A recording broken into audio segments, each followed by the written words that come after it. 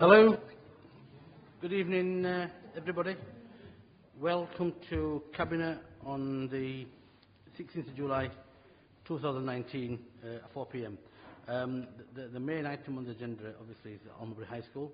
And once again, I really thank for the children and the residents and the parents and other stakeholders to come to this meeting because it is a very important meeting. It is a very serious matter that we're just considering. You know, like last time, I will allow everyone to talk. We will be here as long as it takes. And to be honest, since 29th of May, when we met last time, we've been talking about this every single day. We've tried to look at every single issue that you've raised, and we've got very clear options. So whatever decision we make tonight is not the end.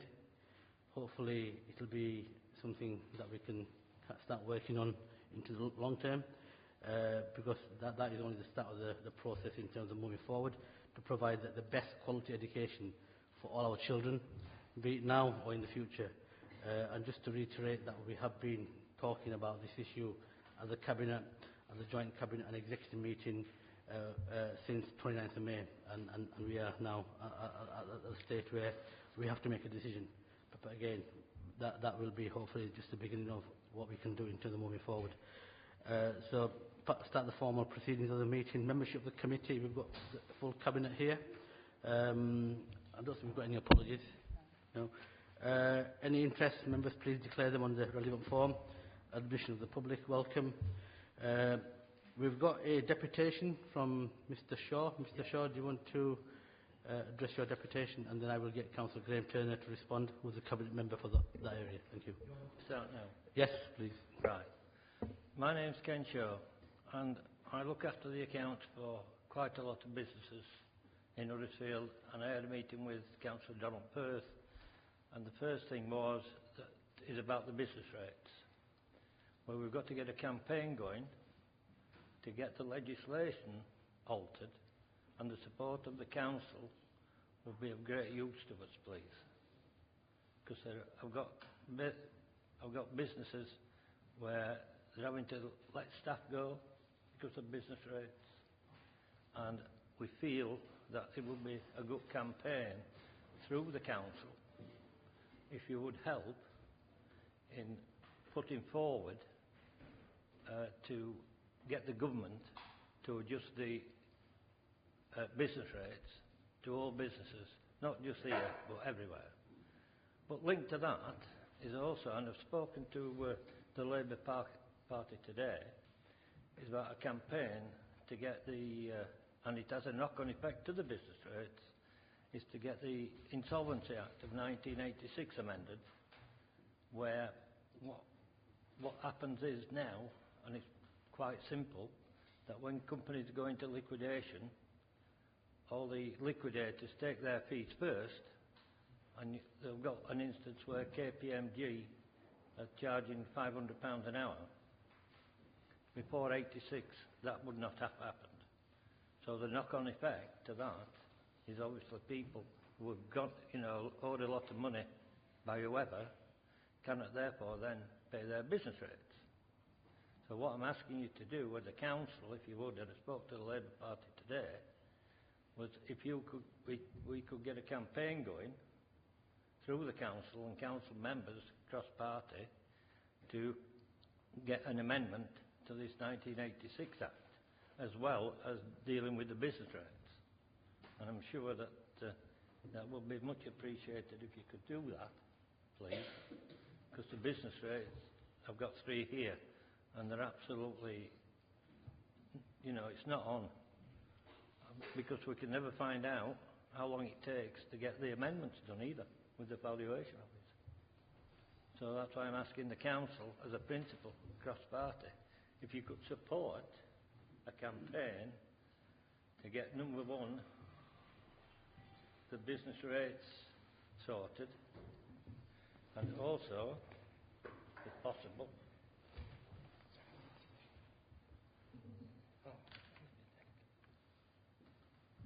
to also get an amendment similar to the Insolvency Act of '86, which would then allow customers, then they could then pay their business rates because of the money that they were owed. They could then be allowed to pay the business rates. But under the circumstances, when companies go into liquidation, the money goes either to the government under their legislation and doesn't come to the small creditors. That's all I've come for. If the council could please, and if you want examples, I've got them here of exactly what's been going on. And I had a meeting with Councillor Donald Firth, and he suggested I came here to see if we could get your support to amend these acts, please. Thank you, Mr. Shaw. Councillor Graham Turner, can you please respond? Thank you, Mr. Shaw. Thank you very much for coming along this afternoon and voicing your concerns. Business rates, an interesting subject. There have been discussions around business rates probably since they were introduced. And there's still a lot of talk around some larger companies who manage to change the business rates because of the structure of the companies. Personally, and it is a very personal opinion, I must make that very clear, I would abolish business rates and do something different with raising taxes, because you'd have to raise something to replace that. So I'm in favour of a total overhaul of business rates. But here in Kirklees, don't forget, lots of small businesses don't pay business rates anyway, and we enacted only a couple of councils ago the new legislation allowing us to give reductions to small businesses, and that was funded by direct government, and that piece of legislation we enacted. So from a local authority point of view, we're doing all we can within legislation and rules to support our local businesses, because we need a strong local businesses. We need them to thrive and develop. You're right, some of this is primary legislation for government to do. I'm intrigued when you say the Insolvency Act, the 1986 Insolvency Act.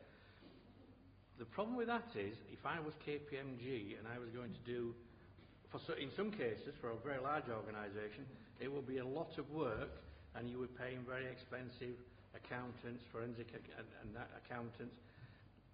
I suspect, I can see from their point of view, I'd want to make sure I got my money, because if they invest several £100,000 or in some cases possibly millions of pounds, they'd want to make sure they get this. So I don't know what the answer to that is.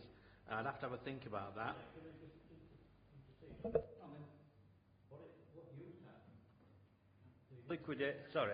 The liquidators got paid from assets raised after the company went into liquidation. All the money prior to liquidation, and this is our argument, was paid to the creditors so they could therefore pay the staff, pay the business rate and everything. That's the answer, because I worked for him. I worked for an liquidator prior to '86, and that's exactly what happened. So that's why the legislation needs amending, so that they got paid, but it was agreed with the creditors what they got paid when they found out what the asset. They did not get paid, because I got paid. But it's this business of where the money prior to liquidation goes into government bank accounts and to the administrators. Before that, it was actually paid to creditors. So that meant after the liquidation, the liquidators got their fees. Thanks for the clarification. Whilst I'm no fan of large accountancy companies, etc., if you did it that way, there are instances where when people's gone into companies, there's actually no money left. How are you going to get someone to liquidate if there's no money left to get them the payments? And these companies do have to employ some very, very skilled, very deep experts to look at some of the details and make sure that the company's failed for a genuine reason, it's not being fraud. So we have forensic accountants. It's a really complicated picture. I get where you're coming from. I say I'm no fan of KPMG and the like, but I do see their point. Is if I was them, why would I invest my time and money if I wasn't going to get paid myself? So it's a complicated picture, but I promise I'll look into it. But as I said earlier, it will be primary legislation, and the problem being is, at this very moment in time, this is probably nowhere near the top of the agenda the government has. there'll be thousands of other pieces of legislation that are not even getting dealt with now. So to add to that workload at this moment in time, with all the things that's going in government, I suspect we're not going. I'm fine. I will look into it. But I don't think we'll get any traction with the government at the moment. But I will have a conversation with our finance director and see what we think. Okay. That's what I'm talking about. All this ties together, doesn't it? It does. As I said, business. I personally, as I said, and it is personal, think we should overhaul the business rates and come up with a totally different scheme to stop some of the. How can we put it? Some of the sharp business practices that some people use to avoid business rates, because there is some sharp practice, and I think there is a better scheme to be worked up. But as I said, given the state of the government at the moment, I don't think we're going to get much traction. Doesn't mean to say we won't try. I will have a word with my own MP and see what her thoughts are on it. I'm seeing her on Saturday morning, and we'll see what we can do. Okay? Thank you very much, Councillor Grahamton. And Mr. Shaw, once again, thank you for coming tonight. Yeah, just leave them to Andrea. Yeah, and we'll yeah. Okay, thank you, Mr. Shaw. We'll get back to you on that. Thank you very much. Okay, what we're going to do is we're going to take. I'll do member public question time. We've got the public here, and the public are here for item 8, so I'll let you talk on that and ask questions. Member question time, I'm assuming all the members that are here want to talk on the Honourable High School, so are we okay if I bring you in once the parents and deputations are finished, and then you can come at the end? Okay, so what we'll do is we'll bring item 8 forward, and then we'll do item 7 afterwards. And just to clarify again, that we are going to be listening very, very carefully, and we will make a decision. Like I said earlier, that we've been talking about this nearly every single day. A lot of work that's gone on. Things have gone back and forth. And whatever decision we make, it's not the end, it's the beginning. And the main focus for us is to get the best outcome for our residents and our communities and our future generations and our generation as is now. So item 8, future options for Honourable High School. Councillor Carol Patton, do you want to introduce it? Thank you. Thank you. Well, this report proposes that Cabinet makes a final decision to change the age range of Almonbury Community School. The school currently provides education for 3 to 16-year-olds, and if we make this decision today, the school will no longer have a secondary phase from September 2020, as we would change the age range from 3 to 11 years. As has been discussed twice before at Cabinet, this is a very challenging set of circumstances, but as the report explains, we must take this difficult and unwelcome step to ensure that children and young people within the area have the best start in life. We want all children to enjoy a broad curriculum in a setting which is secure and sustainable for the long term. Almonbury Community School is in a really tough situation, and what has been made clear throughout all the discussions and each consultation phase that there has been is that doing nothing is not an option. For many years, Almonbury Community School and its predecessor has operated with a large number of unfilled spaces. The school's budget, or a school's budget, any school's budget, relies heavily on the numbers of pupils that they have on roll. And for Almonbury, this presents a particular challenge, as there are far fewer pupils who attend the school compared to the number of places that are available. There are 300 children out of 600 available places. This impacts upon the school's future sustainability and the opportunity to provide a wide choice of curriculum, particularly in key stages 3 and 4. It is vitally important for all children to access a broad curriculum in a setting which is secure and sustainable. This improves their outcomes and enhances their opportunities, helping them to achieve their full potential. The Almonbury School budget is overspending significantly, and this is largely the result of the lack of numbers on the school roll now and in the future, and there is no plan that can stop the school budget deficit from increasing over time. This is solely because of the current and predicted continuation of falling school rolls if the school were to remain as is. The fact that the school is subject to a PFI contract doesn't alter that position. We recognise that there will be costs in managing the transition, some of which will require council support, and this has been acknowledged both in this and previous Cabinet reports and in discussions that have been held elsewhere. Again, this would be the case regardless of its PFI status. We want to secure a good quality education and sufficient provision for all children aged from 3 to 16 in Almondbury and the surrounding area in Huddersfield South East. And the recommendation in the report takes into account the current and projected need for places across all age groups. The report sets out the current numbers of existing and future pupil school-aged children that are resident across the Huddersfield South East area, and even when taking into account potential housing growth over the next 15 years, the situation is unlikely to change. This means that it will be very difficult, given this context, for the school to continue in its current form. An additional factor in this decision is that the recent Ofsted inspection deemed the school to be inadequate and in need of special measures. This consequently means that the school is required to convert to an academy under the control of a multi-academy trust. Due to the school's budget position and lack of pupil numbers, it is unlikely that a multi-academy trust would want to support the school, and therefore the Regional Schools Commissioner or the DFE would then be required to close it. And that's not a situation we would want to see. We want to avoid that position. We want to ensure that there does continue to be a primary phase provision on the site, and to ensure that we are able to make the best possible transition arrangements for the high school pupils. No child will be left without an alternative pathway for continuing their education, and the Council will offer a high level of personal support to each family, ensuring their needs and circumstances are taken into account. Following the publication of a statutory proposal and a statutory notice, the required 4-week statutory consultation period took place, allowing for representations to be made.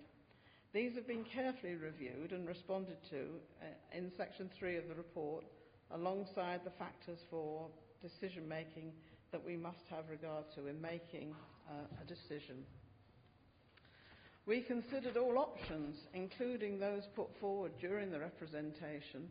Whilst we believe the option of a split site arrangement can help transitional arrangements, it's not a sustainable option in the long run, for the same reason as the Almondbury Community School is not a sustainable one now.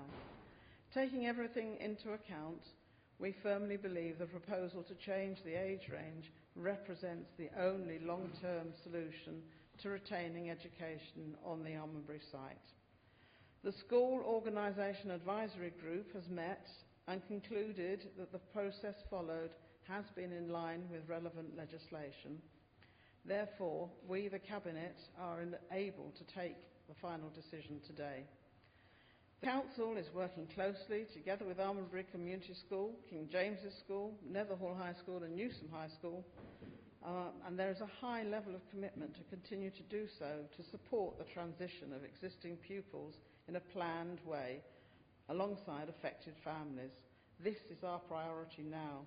We want to assure parents, carers, pupils and staff of the school that if the proposals are agreed today, then any transitional arrangements will be carefully planned and receive full support. We want to thank all of you who have shown their passion and commitment for the school, and we hope that you will continue to work with us as we begin to plan the transition in the autumn term. Our priority is to ensure our young people receive the best start they can in life.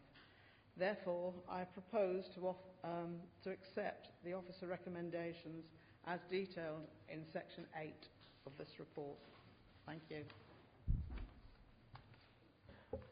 Okay, thank you, Councillor Patterson. You moved recommendations in item 8, and I'm assuming that you also endorsed your own recommendations, item 9. Have we got a seconder? Thank you, Councillor Biff-Kendrick, for seconding that. Okay, I've got a number of people down to talk, so I'll just take this on the list. Once I go through the list, and if there's anybody else that want to talk, put your hand up, I'll bring you in.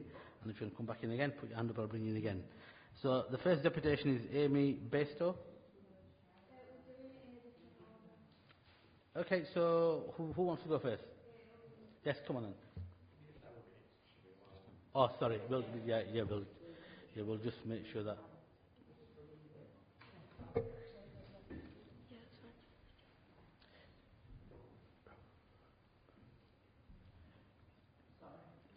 Amy, do you want to come? What?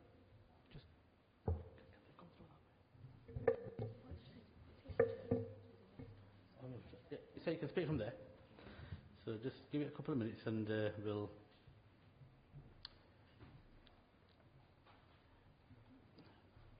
Okay, Amy, ready when you are? Thank you. The main problems we have with the prescribed alteration to Almondbury Community School is the lack of information both in the proposal and the meetings held between the parents, pupils and council officers. Many questions have been asked regarding the various statements regarding the transition phase, and most of the answers have been non-committal and along the lines of no actual decision has been made. After July 2020, pupils would only have the option to express a preference for a transfer to other school places and no guarantee. The option places would be available at King James's School, Netherhall and possibly Newsham. At present, King James's School is the most easily accessible for my sisters, one of whom will be in Year 7 starting September 2019, and two who are currently 9 years old. If places are not available, then my mother, who does not have transport, faces the potential problem of 3 children attending different schools. In Section 6 of the proposals dated the 7th of June 2019, it states other places could be made available for some year groups at one or more local secondary school for groups of children to sustain friendships, groups and wider support networks in a planned and managed way, subject to parental carer agreement. Would this take into account the transportation problems for families with different children ages?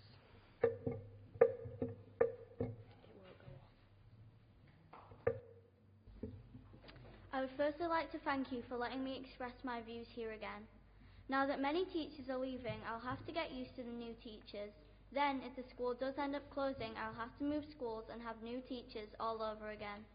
I feel comfortable in my school, and the smaller class sizes means I get more help and attention from teachers, which has helped my grades go up. I got great marks on my report card and been nominated for an Oscar award in school.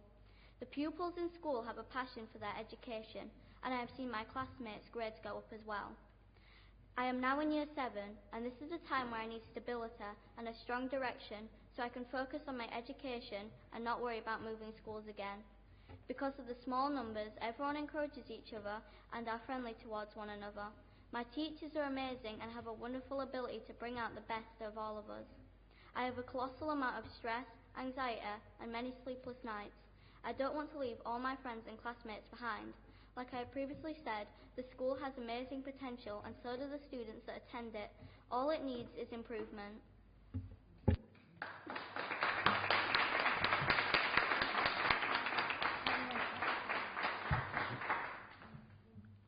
Hello, my name is Nisha Ali. I'm a Year 6 student at Almondbury Community School. I'd like to thank you for giving me this opportunity to express my feelings on the proposed closure of the secondary provision of my school. I joined Almondbury Community School when I was a Year 4 student. I had moved from Lower Houses Junior School due to severe bullying. Since joining Almondbury Community School, my grades have improved massively. I have made lots of friends and I now feel safe at school. I was looking forward to spending the next 5 years of school life at Almondbury Community School with all the great teachers. Almondbury Community School has done a lot for me and other pupils. It would be such a shame if our secondary provision closed. I hope you will take into consideration what we have said. Thank you.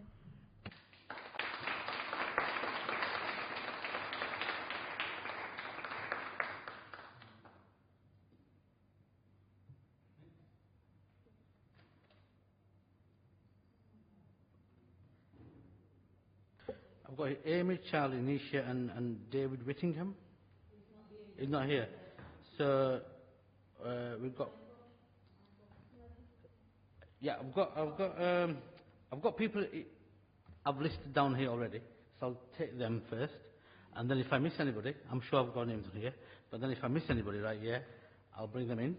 And if you want to come back in again, I can bring you again. But I've got next one on the list is Peter Rock.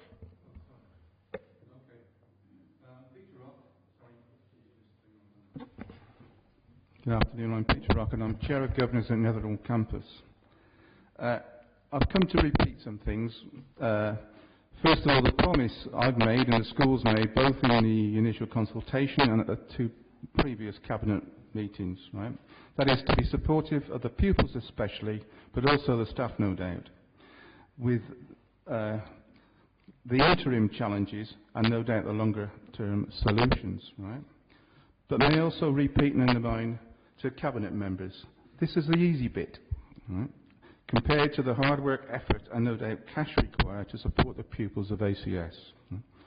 Time is now a significant challenge, especially for the pupils going into Year 10 in September. They are fully entitled to be in a stable situation, benefiting from a broad curriculum. A good number of decisions have been held in abeyance pending the outcome of this afternoon. So, hitting the ground running at the beginning of September is absolutely essential. That's my message to you. Thank you. Thank you very much. That's all the deputations I had on my list. Is there any more deputations that I've missed off? So we'd like to formally note the deputations. We'll now move on to public question time. I've got a list here. Once I go through the list, and if I missed you off, put your hand up. So the first person on this list is Trish Jennings. Trish? I'll go next one. Michelle Matthews.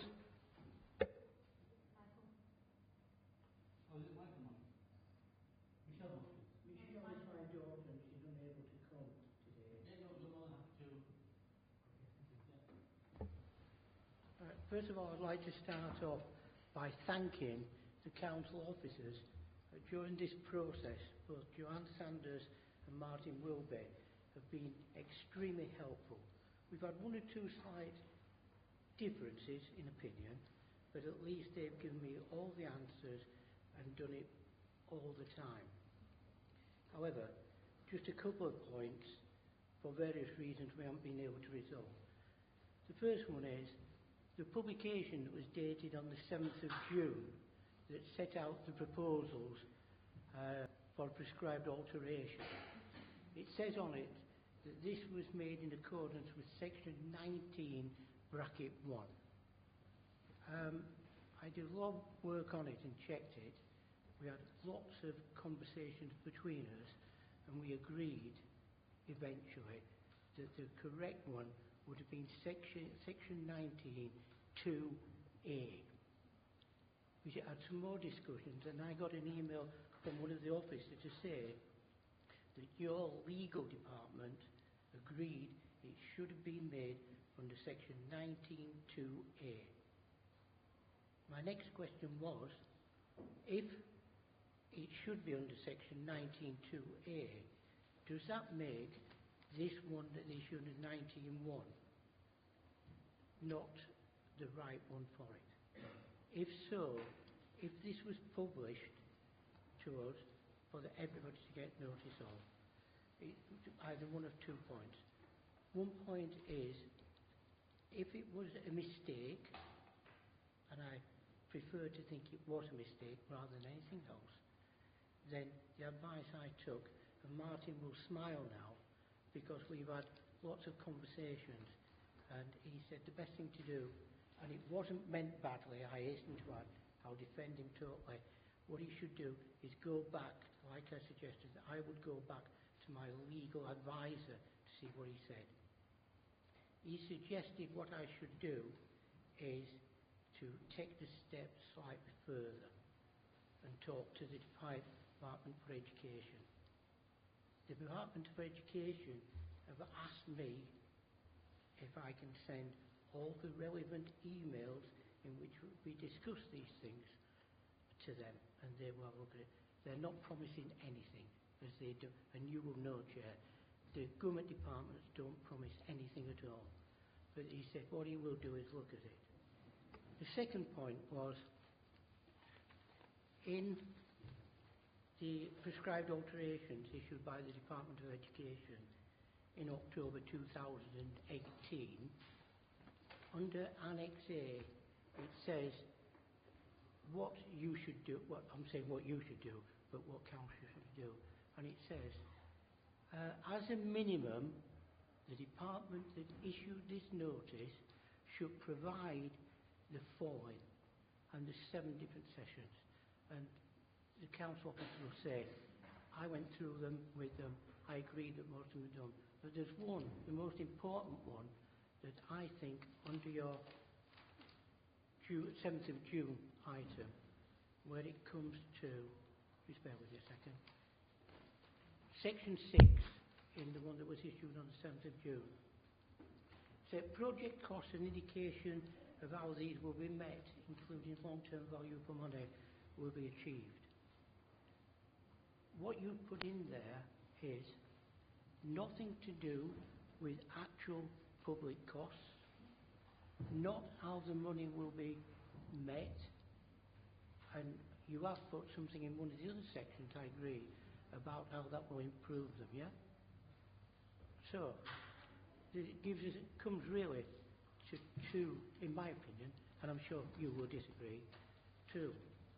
First of all, the one issued on the 7th of June, that was issued to start this process off, was wrong. Not if maybe in anything else. They've quoted here Section 19.1. Your own legal department, from an email I get from them, said it should have been 19.2a. So I think what we need to do, we need to check this and look at it, because, and I'm not a lawyer or anything, so which is why I've taken advice on it. It seems that this here was an incorrect proposal that has started this process of shutting it. So I know that what we would like to see is this proposal and the chance given again. I've sent it off to DFE with what we feel, the various people, and we're waiting to see what they do. And I'm sure you will be in touch with DFE anyway. Thank you very much. Thank you, is it Michael? There's a, yeah. Let me share the meeting, Councillor Kendrick. There's a lot of details you went through, and it's good that you've already highlighted the issues. And the best way forward, right, is like you, I'm not a lawyer, but one thing I can do is promise you that we will listen in the decision. And what I'll do is I'll make sure that Joanne and Martin now come in, and just to clarify exactly the discussions you've had. I'm sure that they've done all the due diligence necessary, but we'll just make sure that for the record everything's crossed and the I's are dotted. Joanne? Thank you. Well, thanks, Mr. Buck, and thanks for saying what I think we've had some productive conversations. So, absolutely, if you feel that we haven't followed the process, you are absolutely right to challenge that. But we are very confident that we followed the process correctly. And if I can just read out, I suppose it is a complicated piece of legislation, but just to be clear then, in terms of statutory process, so the notice published by the Council on the 7th of June was published in accordance with the statutory requirements. Section 19.1 of the Education and Inspection Act 2006 requires that where the authority proposed to make a prescribed alterations, which is what we've done in this instance, to a maintained school, that it must be the local authority that publishes the proposals. So we proposed, we've published the proposals. And that's what we did by taking the notice out in the Huddersfield Examiner and putting that information on the Council's website. The prescribed alteration that is proposed is one that is capable of being proposed by the Council, and that is by virtue of the regulations made under Section 19.2a of the 2006 Act. So these points of reference, they make reference to the primary legislation, and they're complementary, not contradictory. So just to reiterate, the council, we're confident we've acted in accordance with the appropriate statutory requirements. So I know that's complicated, but we feel confident, and I think that's what we've tried to explain in our engagement. Thank you, Joanne, for that reassurance. You want a supplementary, Mr. And then I'll bring other people in, and you can come back at the end if you want. Very quickly, I accept what Joanne said, but section 19.1 is in two parts.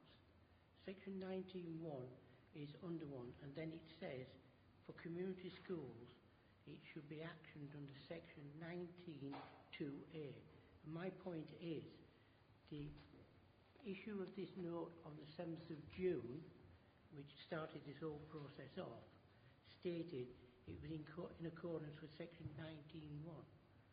The email that I got from officers that your legal advisors said, and if I may, I'll read it out. Our legal advisors have provided the following response to your question, which is the council's leading advisors. The prescribed alteration that is proposed is one that is capable of being proposed by the council by virtue of regulations made under section 19.2a. The proposal that you started was this one based on the 7th of June, and it says under section 19.1. Your legal department says it can be made under section 19.2a. And I don't want to start an argument or anything, but that was what the legal advisors that I've spoken to have said. Thank you. I think, from my understanding, Joanne was very, very clear, but I'll just ask Joanne to just re-clarify 19.1a and 19.2a, so we're absolutely clear, and then we can move on. Joanne? Thank you. So I have got that legislation in front of me. Basically, it talks about the prescribed alterations to maintain schools. They're regulations made under the 2006 Act. They specify how we have to publish proposals, how they're determined and implemented.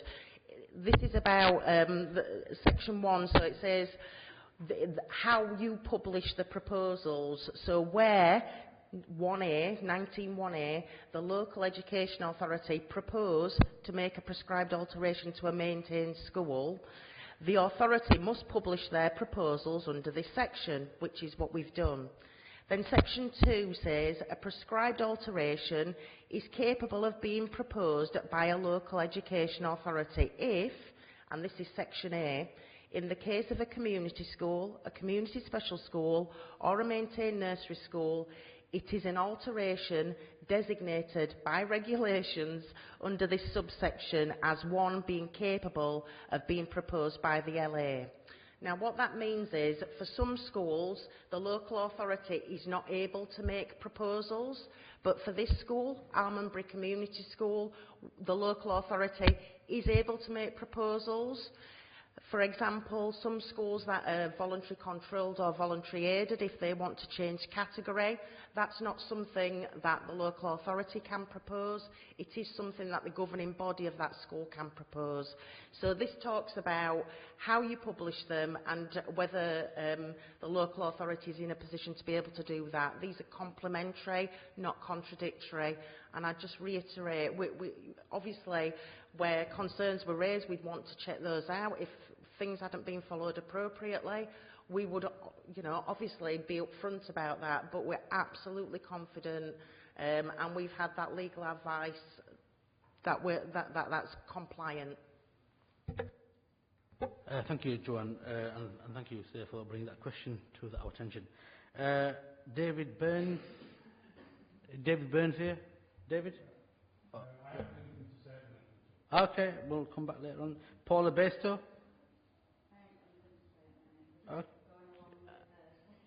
Okay. Darren Bastow?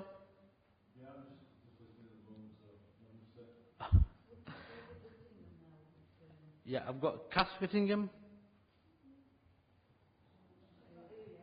Okay. Michael Buck? He just spoke. Right, okay. David Whittingham? David, over to you. Excuse me, I'll take my jacket off. Sorry for being late. Apologies. Is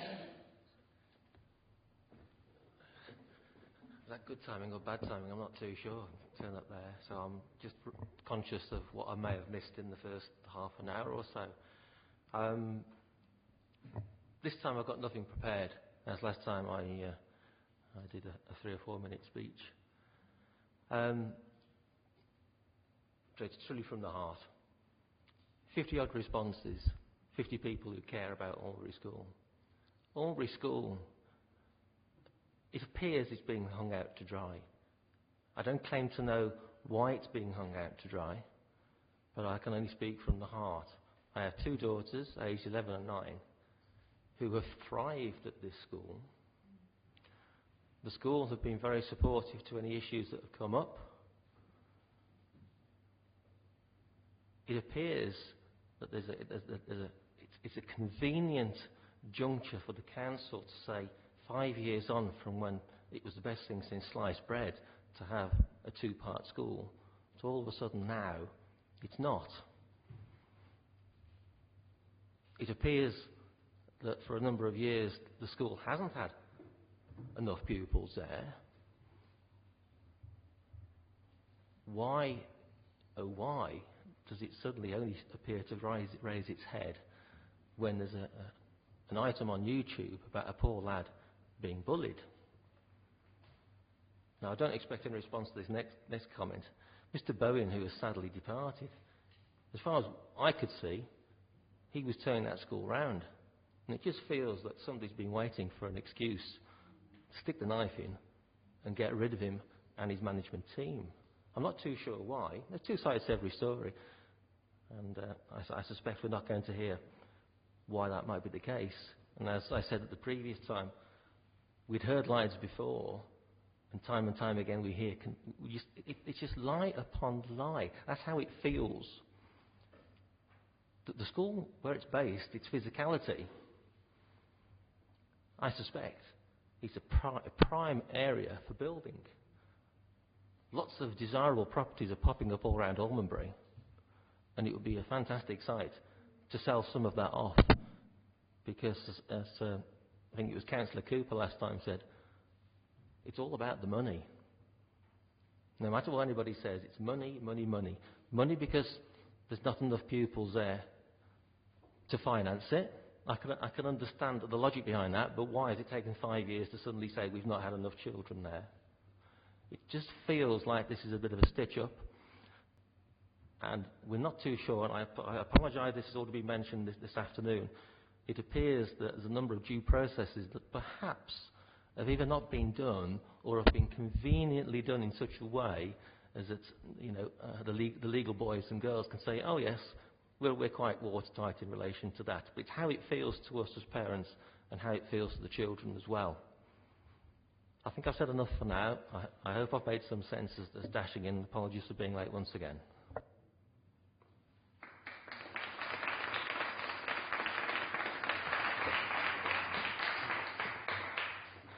What I'll do, I'll bring Councillor Carl Pampson, and then Joanne, I'll bring you in afterwards. So, Carl, do you want to just address some of the hearts and minds stuff, just to make it absolutely clear what our intention is? And then, Joanne, you can then cover the other aspects. There's various points or questions that have been raised, and I'm quite happy, yes, to respond to those. And perhaps, if you don't mind, I will just very quickly go through them. I mean, certainly the first question from, sorry, I've forgotten your name, but the pupil there. I mean, yes, we will take such care over the transition phase. It's from now on the assumption that we do agree, the Cabinet does agree to close it today, we will take every step we can to make sure that the needs of all the staff, all the pupils, parents, carers, transport issues, etc., are all dealt with. We will speak to everybody individually our officers will be speaking to everybody individually to ensure that the transition phase goes as well as it possibly can. I do appreciate that Year 7s have just got used to new teachers, and some of them have left, and they're going to have to get to some more new teachers, and then if there's you know, movements between schools, have been new teachers again. It is hard, but as I've said in my earlier remarks, it is all about making sure that you do get the best possible education, and it isn't just, it's your education that needs to be improved, not the school or the education the school's giving. It's your individual education that needs to be improved. And yes, we want you to feel safe, and we have taken into account everything that's been said. For Peter Rock was talking about how Netherhall wishes to be supportive, as well as Newsom and Almonbury High School. We welcome that, and again, we will be working with all the schools to make sure the transition phase works well, and we do recognise that this is the hard point now. There is a lot of hard work to go to be done, so we are listening. I think Mr. Buck's comments on the legalities of the notice, I mean, that's been dealt with. But Mr. Whittingham, I'm sorry that you did miss a bit, and some of the things that you've raised, you have been raised earlier. I have to say, I mean, I understand it's a very upsetting situation, and we did, as an authority, try to put in a rescue package. We thought we'd done it 5 years ago when we made the school and all through school. Unfortunately, that hasn't worked out. That is one of the reasons why we're in the situation that we are today. The pupil numbers have meant, and as you acknowledge, that there isn't enough income there to provide the best education that we can do. It's a very narrow curriculum. We can't give the breadth of curriculum that any pupil deserves in Almonbury Community High School. I presume your daughters are in the primary phase at the moment, or one of them might be Year 7, but yeah. So, and it hasn't suddenly raised its head as a result of the YouTube video or the Ofsted inspection. And I'll let Joanne come in a moment. That officers, and Joanne and others, have been working with the school for several years to actually improve the education that it's been given there. It hasn't been without support, but now, unfortunately, things have just come to that triangular, that point where the budget, the Ofsted, have all come to a point where, because the school would be forced to become an academy because of the Ofsted report, we have very little option other than to do. If we want to take control, as much control of the situation as we can, to make sure that we give the children in the school and other children who are planning to go to the school the best possible education in the future, we want to take control of that as an authority to ensure that that happens. And as I say, it's been going on, unfortunately, for a while. It's come to a head now for some of the reasons, as you pointed out. But it's sad that what we planned 5 years ago hasn't worked. But unfortunately, that's the case. But I'll let Joanne come in. Can you also just focus on what the DFE are saying as well, please? Thank you. Thanks, Councillor Patterson. I don't have an awful lot to add to what Councillor Patterson said. I think much of it, if not all of it, we've tried to address in the report. This is it's a perfect storm. Yes, as a council, we looked to reorganise the schools in Almonbury a number of years ago with absolute intention of raising educational outcomes, of what we're trying to do, I suppose, as part of these proposals, which was very much to give it a much more financially stable future. and we planned places accordingly, and you can see that we planned 60 places at Key Stage 1, 110 at Key Stage 2, and then 120 at Key Stage 4. And even though that was put into place, we consolidated the school across 2 buildings on the same site. All the investment, both time, energy, effort, willingness, there is absolutely, and I'm pleased that youngsters and staff have been able to create that environment for youngsters. What it doesn't take away from is the fact that there just aren't people preferencing the school in enough numbers, and so it does boil back down to not enough numbers. And it's not a choice that the council has, it's very much the way in which all schools are funded. But if it doesn't generate enough income, then it becomes in this catch-22. In terms of excuse me, what Councillor Patterson has articulated is absolutely that. I think we've tried to be as upfront as possible. When you read the schools causing concern guidance that is issued by the government, the DFE, when a school is put into an Ofsted category, the assumption is that the school becomes an academy. In this situation, we are caught between a very difficult set of circumstances, because they always look at the numbers of pupils on roll, they look at any deficit budget, they look at the opportunities moving forwards so that the school can improve for the youngsters, because the conversation is about the youngsters essentially. And we've had many conversations with officials at the DFE.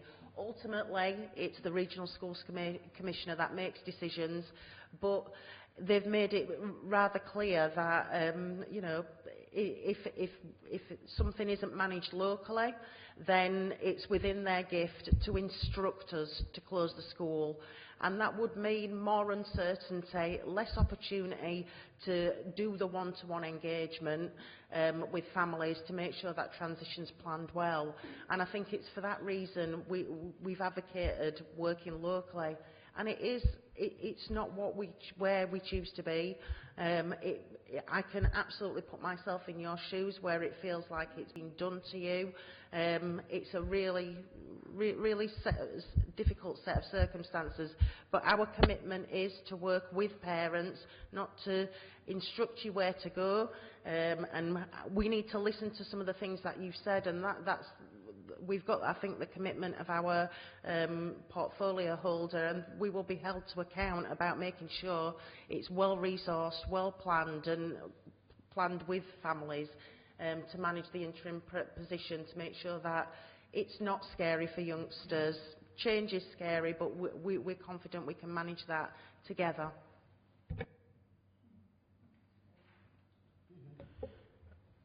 Yes, yeah. Did anybody actually go and speak to an academy to see if they would actually take the whole place on? Or was that just discounted right from the start? I would just like that clarifying, please. Because nobody has ever actually said, did anybody go and speak to an academy? All we've got, and it's been said time and time and time again, it is unlikely that the school would have been taken on by an academy. Did anybody actually go and ask one? Please. Joanne? Carol, if you want to chip in, feel free to do. So, in terms of the academy order process, it's not a local decision making. It passes to the DFE's brokerage team, where they explore. We have a role to play in terms of complying with some information. It's not something that is within our role and remit. We do have discussions all the time about making sure that any future for the school, for any of our schools, is matched with the best possible sponsor. So I can't answer that on behalf of the Department for Education. Could anybody from the Department of Education actually answer that question? Because an academy has been found for the junior and the infant school. So it was obviously discussed. So why wasn't it discussed if the high school was still attached to it, to take on the whole of the school instead of just splitting it apart and just taking on one part of it? I believe that that is a valid question. Yes, of course it's a valid question. Well, I can give you two separate answers. I mean, one in terms of the budget stacks up differently for the two different schools, for the two different phases. Certainly for the junior school, it stacks up differently. Could I please just, if the budget stacks up for two different schools, or two different phases as you put it, why?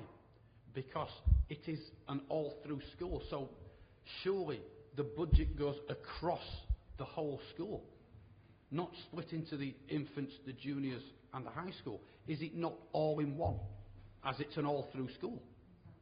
To be honest, I actually don't know how Almondbury has done their budget, but I do know, because I've been a governor of a school in very similar circumstances, that there is still a budget for the primary phase as well for the secondary phase.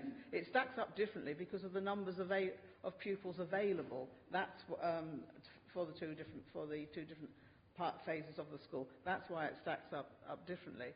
But what I can tell you from personal experience, not at this school but from another one, admittedly, it is a very difficult process to find an academy that will take on a school, especially where the budgets are failing or where there is a deficit budget.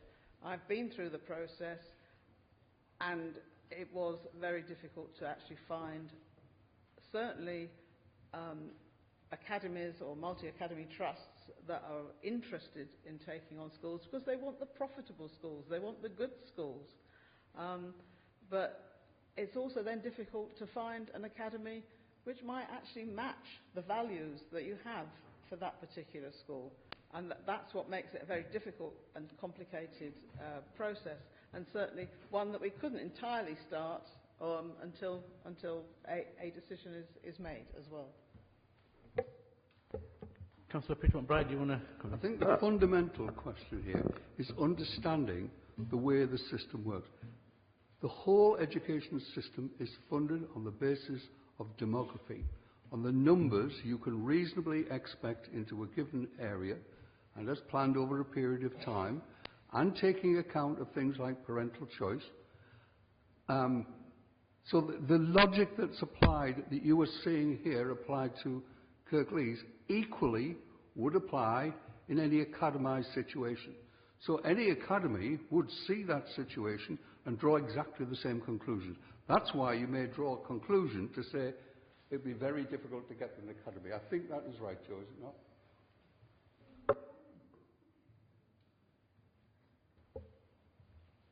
I'll just go through this list, and if you want to... Yes, you can, Tish. By all means.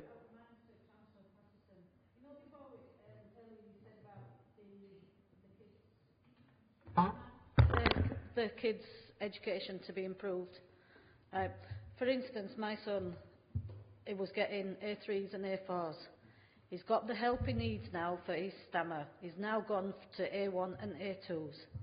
My other son is changed from A3s to A4s to A1s and A2s. My daughter and the rest of Year 6 have got outstanding SATS reports and A1 learners. How does their education need to be improved? They've got what they need at Almondbury. This I've been given from a member of staff to do with University of Law competitions where they both won first places. How does anything need to be improved when they're getting what they need? Well, I'm very pleased to hear that your own children have done so well at the school, but unfortunately, Ofsted, they are completely separate to us. It's an independent inspection, and that isn't what they found for the majority or right across the school for all pupils. So we're looking, I mean, as much as it would be lovely well, we can't maintain the school obviously for one or two children. It has to be across the board that we need to look at the education of all the children and the improvement of all the children as well. And I say I'm very pleased that that Almonbury has been able to, for some children, they have obviously done wonders and worked wonders, and we've got some examples here today. There's a Yeah. The Ofsted report was good for the secondary school before he changed it to community school. That's the point we're trying to get across. Basically, the secondary school is basically the part of the Ofsted is good. It's the lower ages which is the big problem, and that was a rescue package. That was a rescue package that he was on about earlier. It wasn't a rescue package for the secondary school. It was a rescue package for the lower ages of school. I'll just put that point across. That's all. Can I, with your respect, I will let you all talk, but please signal, because I was trying to find out who's speaking. I suddenly spotted it, and you're there. I'm looking all over. Do you want to respond to that? Joanne, do you want to respond to that point, please? I think, yes, you're right. At the time of amalgamation, Almonbury High School was sat on a judgment which was good by Ofsted. The school was inspected and received a requires improvement judgment. The Ofsted frameworks as well have changed over time. I think it's very difficult to go back into time 5, 6, 7, 8 years ago. When Ofsted come, they come and look at what they find at the school now, and that was across all year groups. I think the Ofsted report is reflective of that. And I think it's not just about pupil outcomes. I think the Ofsted inspection looks at a range of issues, and the school was in a challenging position across all areas, and that makes it really difficult. I think I said last time, we have schools that go into Ofsted categories, and no school is not possible to be turned around. That's not what we're talking about here. The challenge is the number of pupils, and that's the biggest challenge, and the willingness of another school, a structural solution, a multi-academy trust willing to take it on and being supported to take it on.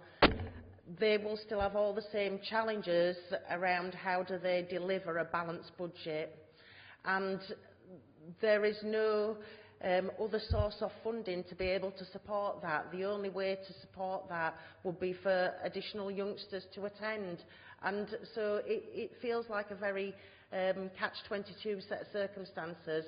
That's the reality.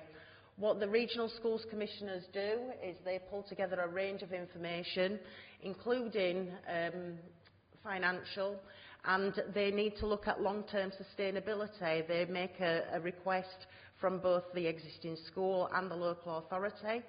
They did that in this instance, and in terms of issuing their academy order, they ask a question about whether the school is subject to statutory proposals, to which the school is currently in a statutory process. So that is why you have a response like you have. We've been at pains to be able to demonstrate that not the primary school in its current form, but a smaller sized primary school is viable and sustainable. That's been modelled based on assumptions, but we believe that the school is sustainable at 1 FE. We think it's critical that it still exists in Almonbury, so it's complementary to the other primary school in the village. So we have to work collaboratively in these situations, but ultimately decision making lies with the head teacher board of the Regional Schools Commissioner's Office on behalf of the Secretary of State. We can't change that. What we can do is influence it and shape it, and that's what I believe we've tried to do in this situation for the good of the future of Almonbury. Can I ask? Part of this report, which is on the Ian's website, you've got a document saying making significant changes to prescribed alterations to maintain schools. I just want to know what part of that is what you're actually proposing. Obviously, is it just the age range change that you're proposing, or is it a change of sites?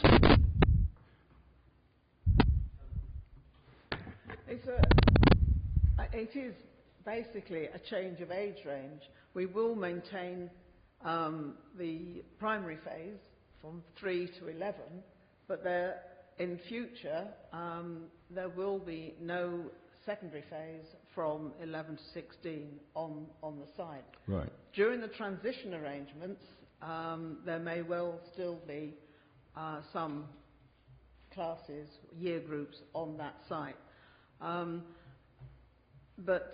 Yes, basically all we're actually doing today is actually looking at the range of pupils at age range. Can you only do that? Can you sort of get rid of all the years from the secondary right until the end? So basically, I think 5 years. Can the LA do that? That's the decision that we're making today, to close the school, and yes, we can make that decision. We're not getting rid in all at once. Certainly, for the proposal won't come in until September, or start to operate until September 2020, and we will be then. There will be 4 years left, because we won't be taking from then any year 7s. But we will make different arrangements for year 10 and year 11 in particular, because those are they will be in exam years, and different arrangements then for year 8 and 9. I'm just going back to this document here. It just says basically LA can propose a change of age range of up to 2 years, except for adding or removing a sixth form. How can it? I mean, we're saying we're going to take 5 years away. It says it can only take 2 years away, according to this document here. I'm looking at page 12. Thanks. I'm just trying to define where we're at and what was actually being proposed and what you can. You're right to raise it. It's not straightforward. What it says is that we can just do that without having to go through a statutory process. If it's 2 years or less, where we're talking about removing or adding an additional phase, we must follow a statutory process. And so I think we followed a statutory process. We could have just done it.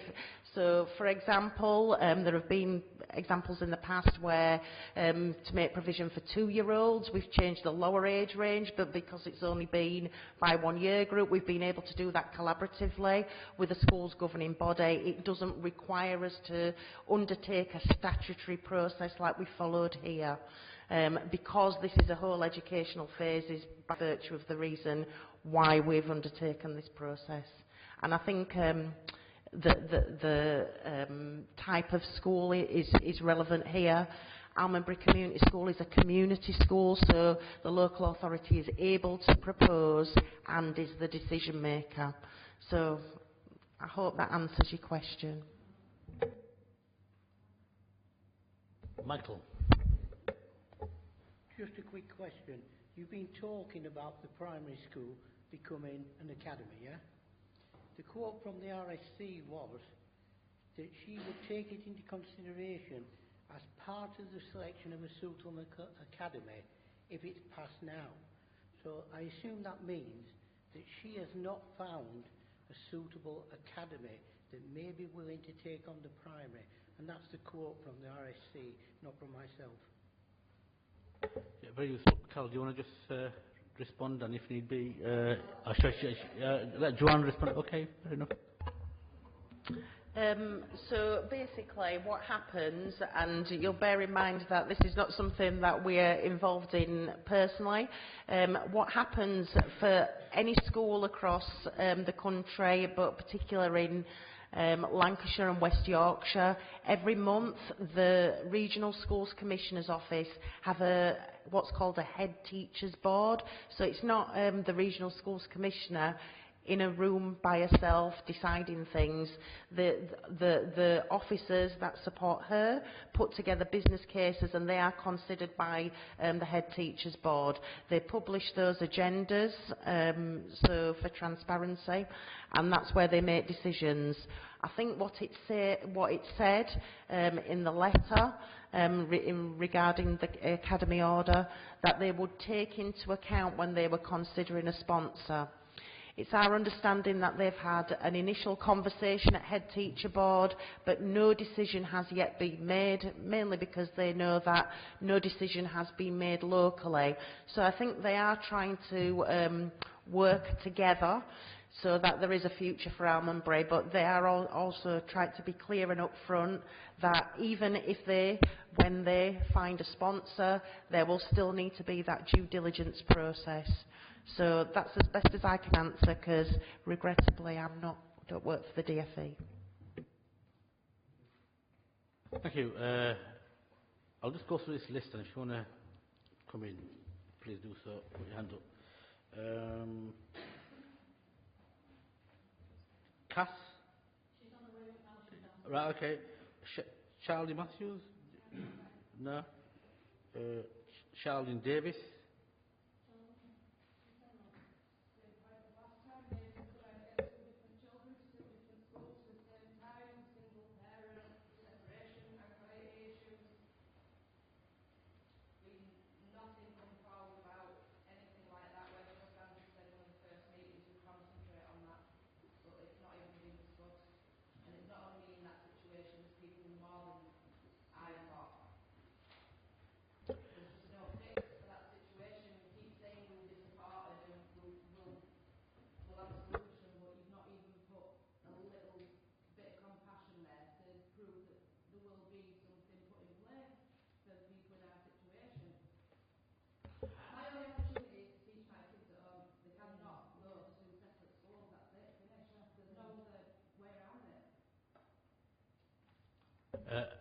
We are listening, and we do want to get it right, and we are compassionate, and we also have families, we also have children and grandchildren, some of us.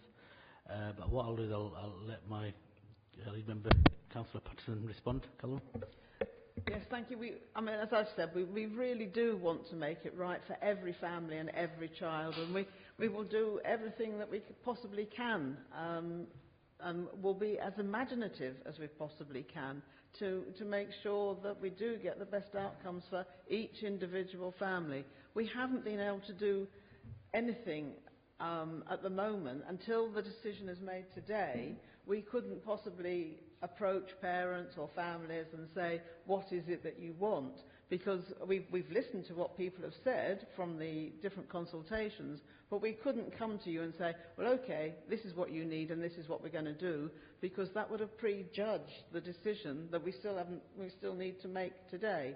So that's why I'm sorry if it feels that we've been distant or and I'm feeling, but that is certainly not the going forward. If this decision is made now today, you will get all the support you need or your family needs. Yeah, so basically, we want to help you, but we're tied sort of like with process, because if you start to do something before the decision is made, it's not fair. But I can completely understand what you're saying, and believe me, we want to make sure this works for you, irrespective of what the outcome is. Trish, did you have your hand up? One thing. It keeps coming up at every meeting that you all want the best for our kids. After outstanding grades that they've got, the only thing that they want is Almondbury School. They don't want to go to anywhere else. So we shouldn't have to make them choose to go somewhere else when they don't want to. The grades will drop. They're not going to be happy at another school because they're only happy at Almondbury. And it's just not fair. They're getting treated like they are. It's so wrong. You get an option for a reason, and this is what they want, is Almondbury. Give them the chance. Give the chance for the school to turn around. Send Ofsted back in and see the change in what's happened. Yeah. There is a big change in the school. And at the moment, why the numbers are down is because everybody thinks it's going to close. People have said they will come back to that school if it stops open. Then the numbers are going to go up. Then you keep saying about, oh, if we don't do nothing, the government will come in. Send the government in. Let us fight them as well.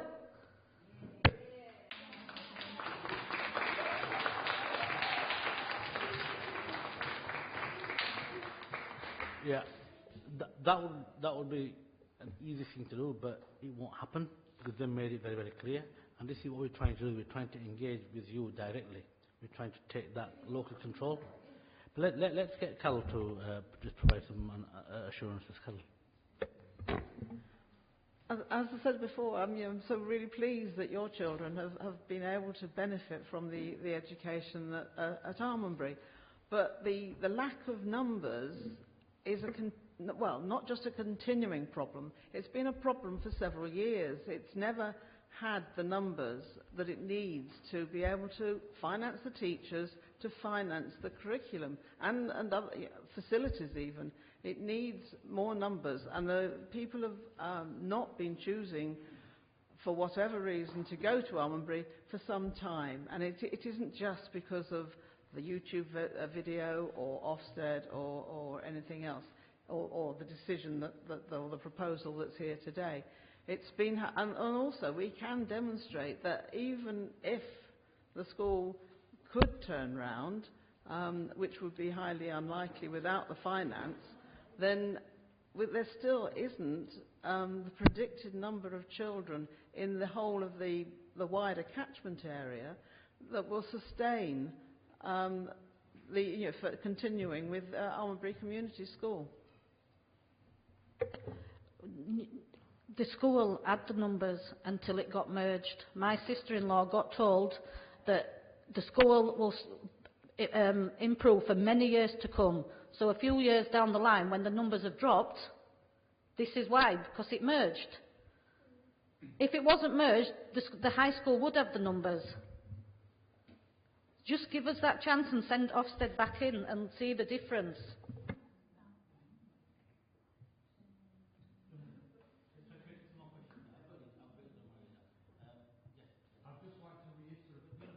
Sorry, I'd just like to reiterate what Trish said there. Statistically, if you actually go back and have a look at the figures, the intakes into Almondbury High School, actually the high school, it was on quota until the merger. 86% of the parents that had pupils in that school at the time, right, in the junior school and in the village, they were against the merger. And people in the junior school and the high school were saying, if it merges, we will take our children out of this school. We will find places in other places. But the merger still went ahead. The merger went ahead against public opinion, against parents' opinion, and against our children's wishes. My children were caught up in this from the junior school. They didn't want to go there. They didn't want the merger, but it was forced upon them again, like this one is. And it's the numbers were there originally, but it's after the merger. Yeah, I think the point was made earlier on that 5 years ago the situation was very, very different, and the ambition and the drive was different. This time round we've been dealt a different set of cards, and namely the Ofsted report. We don't want to be in this situation, but we've been now faced with a situation where our options are very, very limited, and that's where we are. Carol or Joanne, do you want to add anything? Viv, I'll bring Viv in. I'd like some clarity, please, about how long and historic the problem with numbers is, and if that was a factor in merging the school, because I just want to be really clear on that. Whilst I don't have in front of me the numbers of pupils on roll beyond 5 years ago, well, I'm sorry, I don't have them, but this has been an issue for at least the last 12 to 15 years. Part of the discussions have been going on for a long number of years. I know that to be the case, because as an authority we have to make an annual return back to the government about the number of surplus places that the authority holds. We had a large challenge around what was then Fartown High School, what was then Rawthorpe High School, Almondbury Community School, and it was just a demographic thing. We had lots of half-empty schools, and this has been a situation for a number of years that predates any merger. In terms of the merger, Councillor Kendrick, you wanted some clarity. So just to remind everybody, back in 2014, I believe, excuse me, Almondbury Junior School that went into an Ofsted category of special measures. A structural solution is what's referred to, and we're looking back at some older guidance in terms of schools causing concern. A structural solution was required. So the opportunities that were available was that for that school to become a sponsored academy as a standalone, or we could have closed the school. That was an opportunity. Or we could have looked to have done something, for example, join that together with an infant school.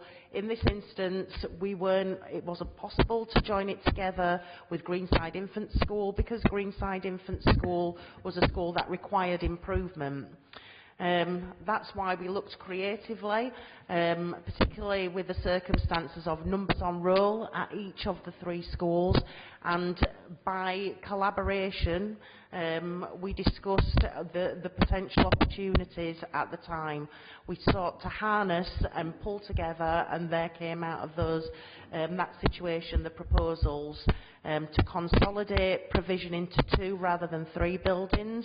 That was an opportunity to make things a little bit more viable, and the opportunity, I suppose, for an all-through provision where we'd seen that work incredibly well elsewhere. For example, over in the other part of the authority in Batley, we have Batley Grammar School, and we did something similar as well as a strategy to create additional places at Royds Hall High School. So all through schools there are opportunities, and we talked about the opportunities that would present, and people worked to that end.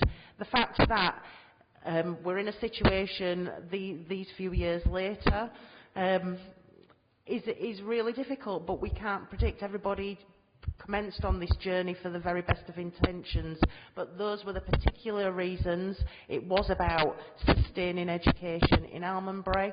It was about trying to make it sustainable and affordable, and those were the reasons. I think there were unfilled places at Almondbury High School prior to that. Otherwise, we wouldn't have been able to repurpose part of the building to accommodate the Key Stage 2 youngsters. So,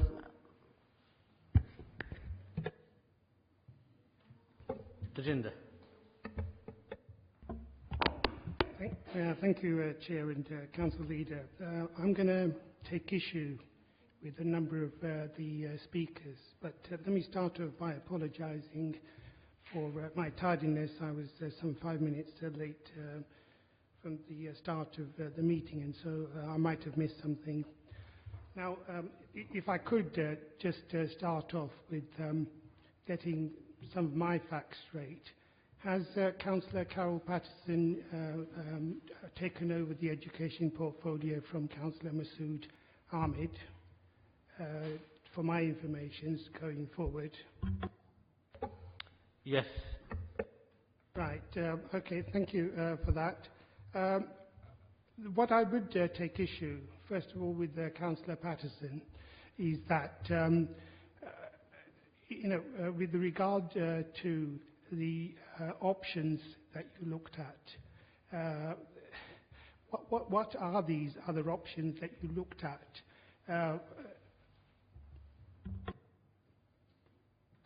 Councillor Patterson, what are the options you looked at? I'm not sure quite what you're referring to, but in terms of options, because in terms of options there's been little option that we could actually look at. An option that's been raised during the consultation is whether or not one of the King James or another school could take over the running of Almondbury School whilst it was still using the site, so that there would be a split site that for one of the school that took over the secondary phase. But if that was to happen, that wouldn't get rid of the problem that we've got in terms of not enough numbers and a budget deficit. Yeah, Chair, Councillor Leader, thank you, Councillor Patterson, for that answer. I don't accept it. By way of sort of showing that I don't accept it.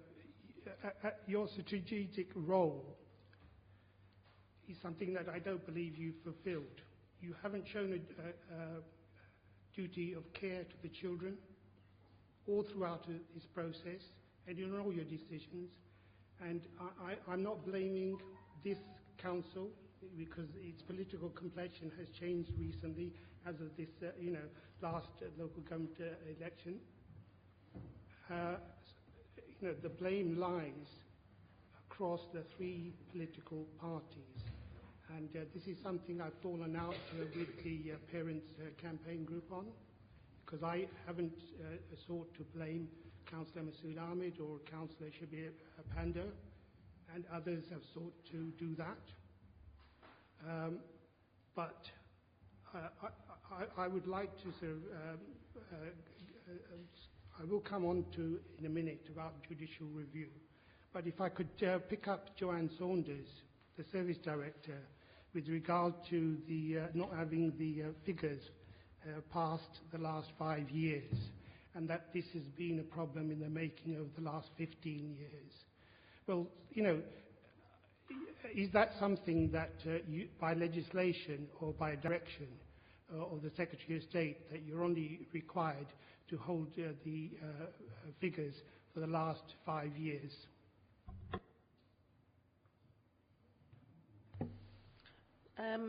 I didn't say that we couldn't provide them. I said that I didn't have them in front of me, and it was in response to a particular question.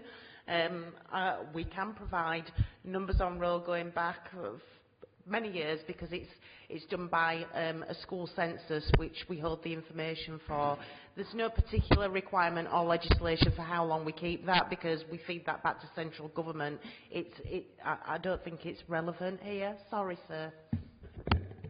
Just before you ask your next question, we are trying to follow our strategic role. That's what we've been doing for a number of months in trying to understand a difficult issue and trying to decide on a way forward on a difficult issue.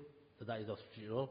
And the other point you mentioned is, again, you mentioned duty of care, and both Carol and Joanne have actually really very clearly explained what we are doing.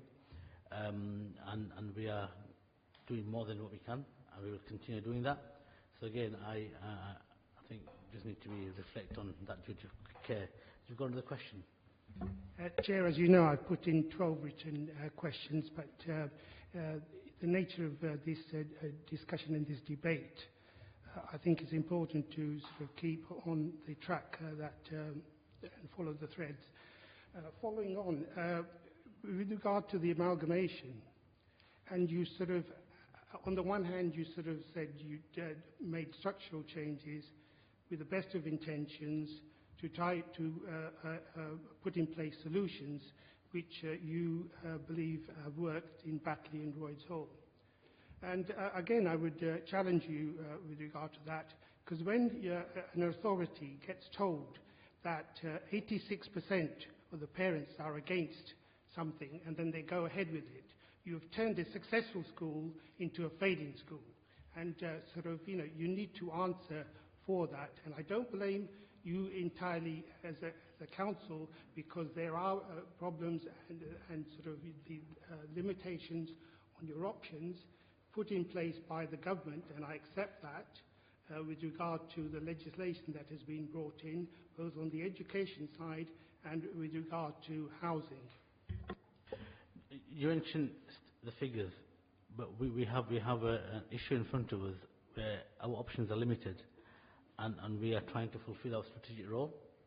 Have you got another question?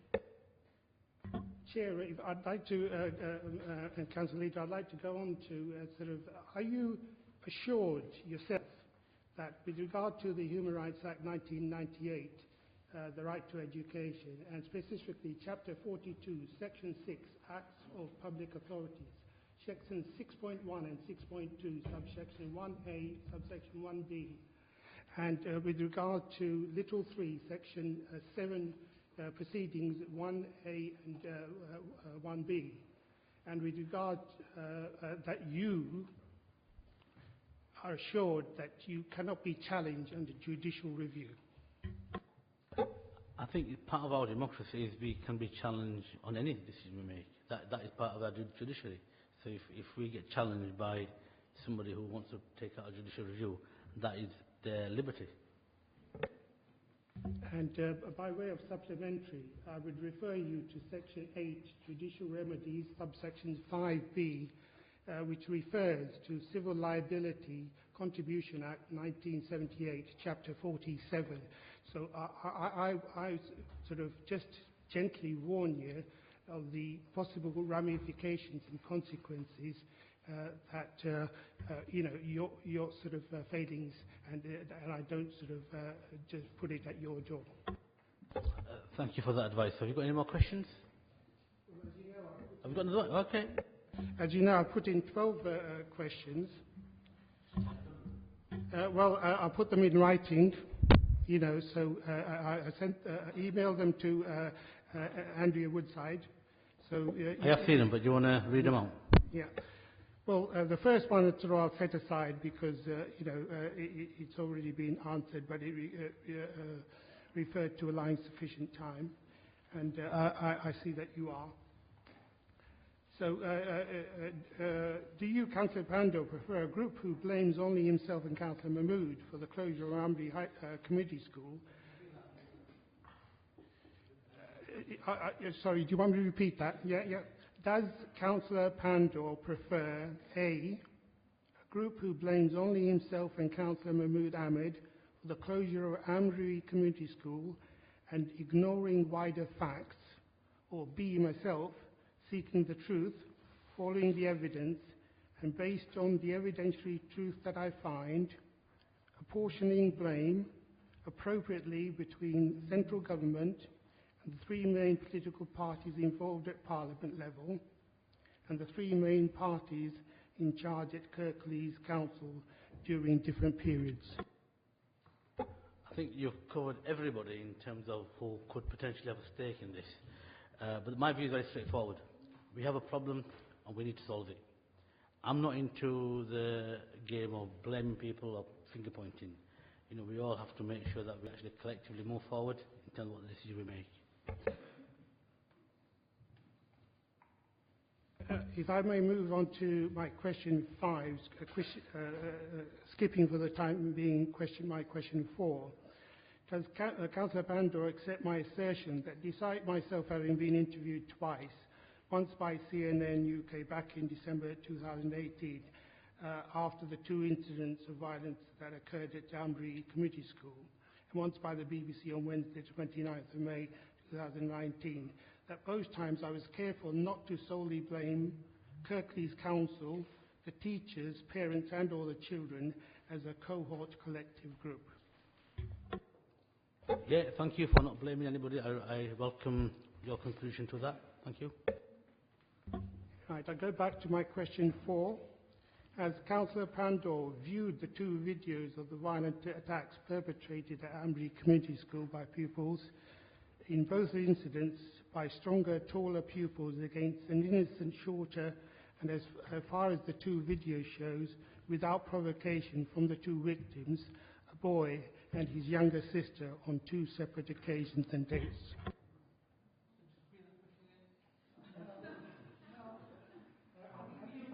Happy to repeat it. Has Councillor Pandor, it's the acoustics of this place and the sound system, has Councillor Pandor viewed the 2 videos? Yeah? Yes. Thanks, First please. With sufficient time now having passed, what timely, appropriate and proportionate investigations have been carried out by A, Amberley Community School, B, Kirklees Council and C, West Yorkshire Police? I think that's not a question that we can answer in this forum because we're referring to something that is not related to the decision-making process. I'm happy to talk to you afterwards about that particular question you asked. And by way of a supplementary, Chair and Council Leader, you know that you've promised and offered a meeting with myself. I mean, I would have preferred it with myself and the parent campaign group. not to sort of sideline them. And even though you've preferred a date at a time of 7:15 on one occasion, which was not acceptable to me, you not yet come back with a date and time that is acceptable to me. We will get an arrangement where both of us can actually meet. If that's 7:15 in the morning or 7:15 at night or any time in between, where we can both make it, I will be more than happy to meet you. Thank you. We've got some more questions. Yeah. Yeah, well, can I bring other people in? Because, yeah. Anybody? John, yeah. Yeah, sure, yeah.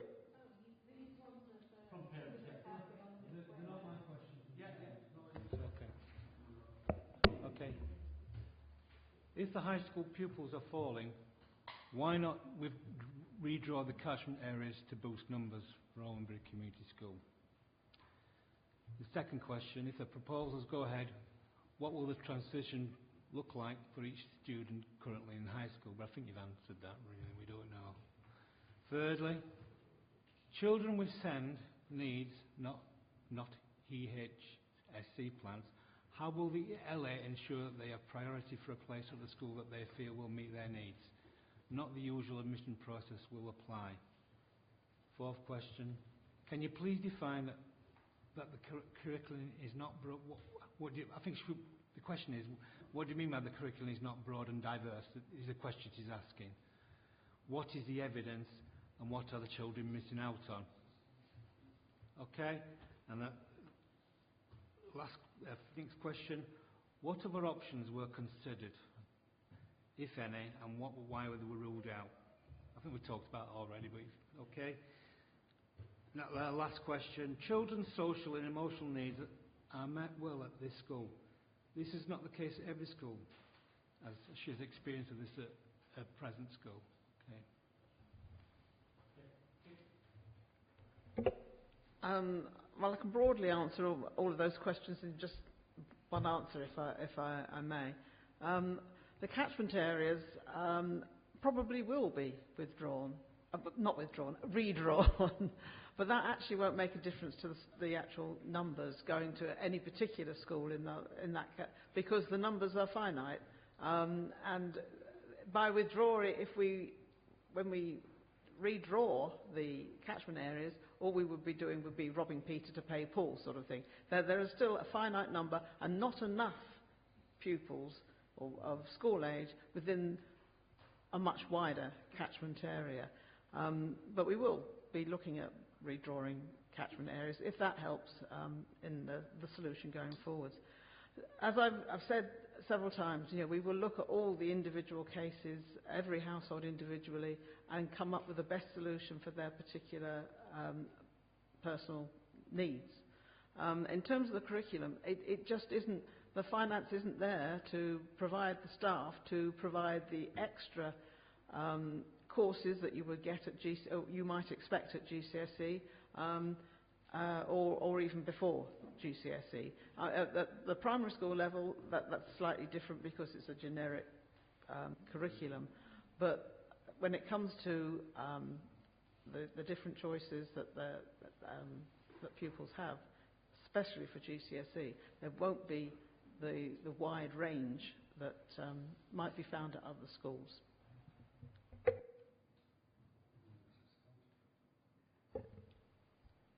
Any more questions? How many more you got, Tajinder? I see you had 12. I think I counted 13. Chair, if I may follow the thread that we're discussing at the moment, what percentage of take-up of places would make Allenbury Community School viable? Certainly, I'm happy to do so. What percentage of the take-up of places would make Allenbury Community School viable? What's the lowest number of pupils that you would need, to make the high school viable so that it can go forward to provide high-quality, locally based community education, which is what you should be looking to provide? I don't know what the best number is. I don't know if Joanne or Martin might be able to answer that, but certainly 50% isn't enough, and that's where we are at the moment. You're not going to be able to magic another 10, 20 or 30% in the next year or two. So it's 50% at the moment, dropping to 40% or more, less, so it's just not viable. So the planned places, if the school was full, it would be the secondary phase of the school, it would have 600 youngsters on roll. There is no magic number, regrettably, but somewhere between 500 and 600 would give it a chance to be able to be sustainable. We've seen successful models around the country of around between 550, 600. Redrawing the catchment area, it doesn't. Gone are the days where you must go to your catchment school. This is a school where a school system where you make preferences. So that wouldn't be a situation that would particularly help, because we can't force anybody to go anywhere. People have preferences. Have you got any more questions? Or is that it?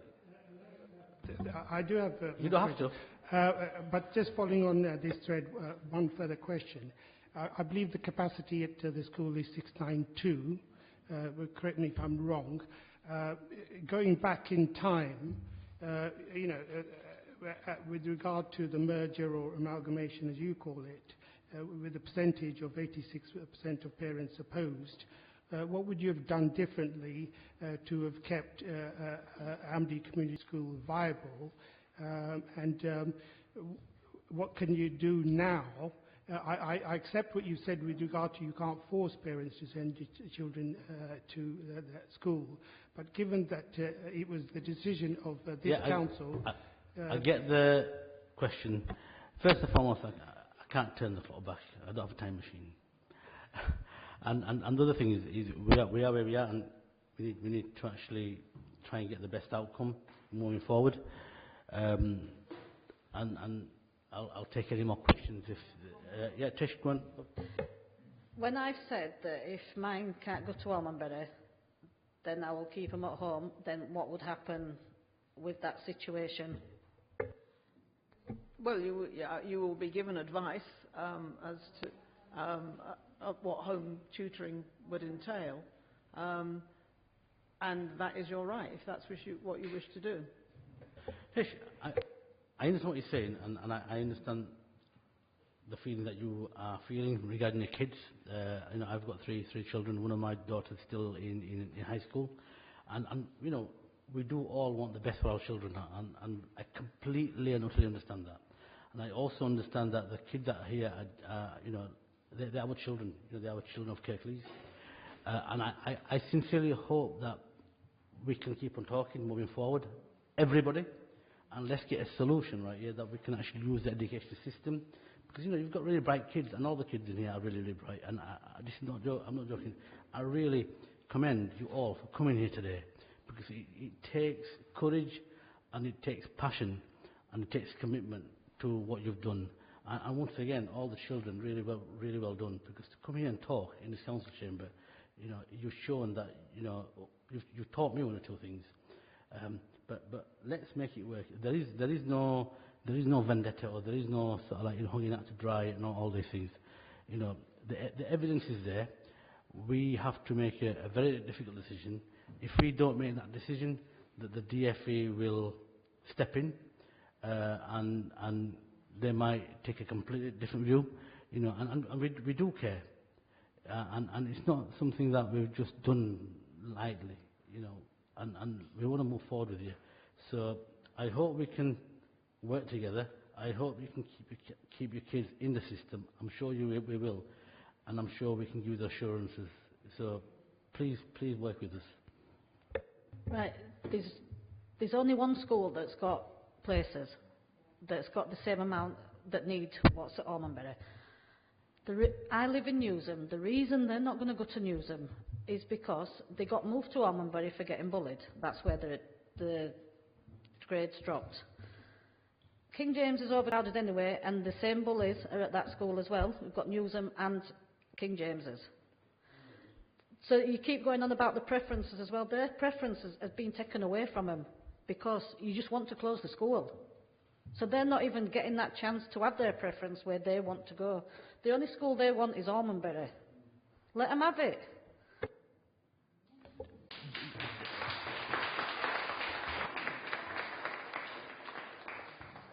Carol, do you just want to explain the transition? Because I think the transition was really, really important in terms of how long a timescale we're looking at. The transition will, well, from 2020 there won't be any year 7, so there'll only be 4 years left at the school from 2020, September 2020. So that's arrangements will be needed to be made to educate those 4 years. Either, well, wherever they, wherever they want to go to. I mean, the parents' choice, the children's choice will be the first thing that we will ask you about. We will ask you then about things like transport arrangements, etc., etc.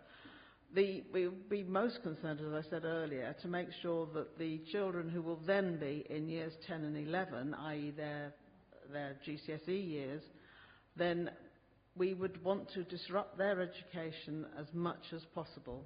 I mean, as least as less as possible. We want to protect their as much as possible. So, we will look to see if we can make arrangements whereby they're still taught on that site in their year groups, but perhaps under the auspices of another school, for instance, as a transition arrangement, as a temporary interim arrangement. We will, as I say, we will have to work, and we haven't been able to do this yet, but we'll have to work with all the families to find out exactly what their position is. Some will, for whatever reason, will happily move to Netherhall or Newsom, and as you say, King James's is full, but we will be looking to see what arrangements we can make there to add some places if that's what is needed. But what if we do keep the site open for another 2 years, then it will be only a temporary arrangement. Right, the ones that's going up this year from year 7, why can't you not just let them finish the time there and then decide what you're going to do?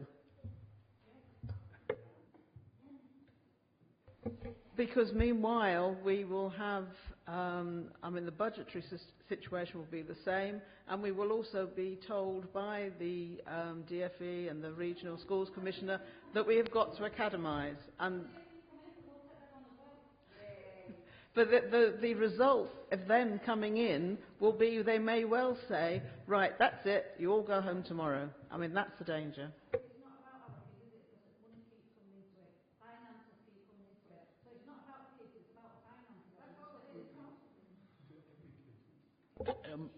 Mr. Michael Buck, do you want to quick... The thing is that you've got to be realistic. Finances come into all situations. The whole education system is based on a funding regime coming from the central government, and the money goes per head. And you can't change that state of it. There's no possibility of changing it. So demographics dictate the outcome.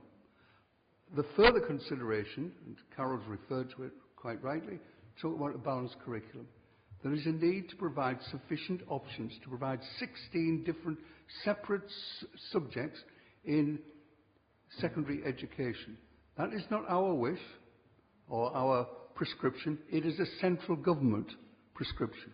And also, the criteria with which we are using are no different from what would happen should the DFE step in.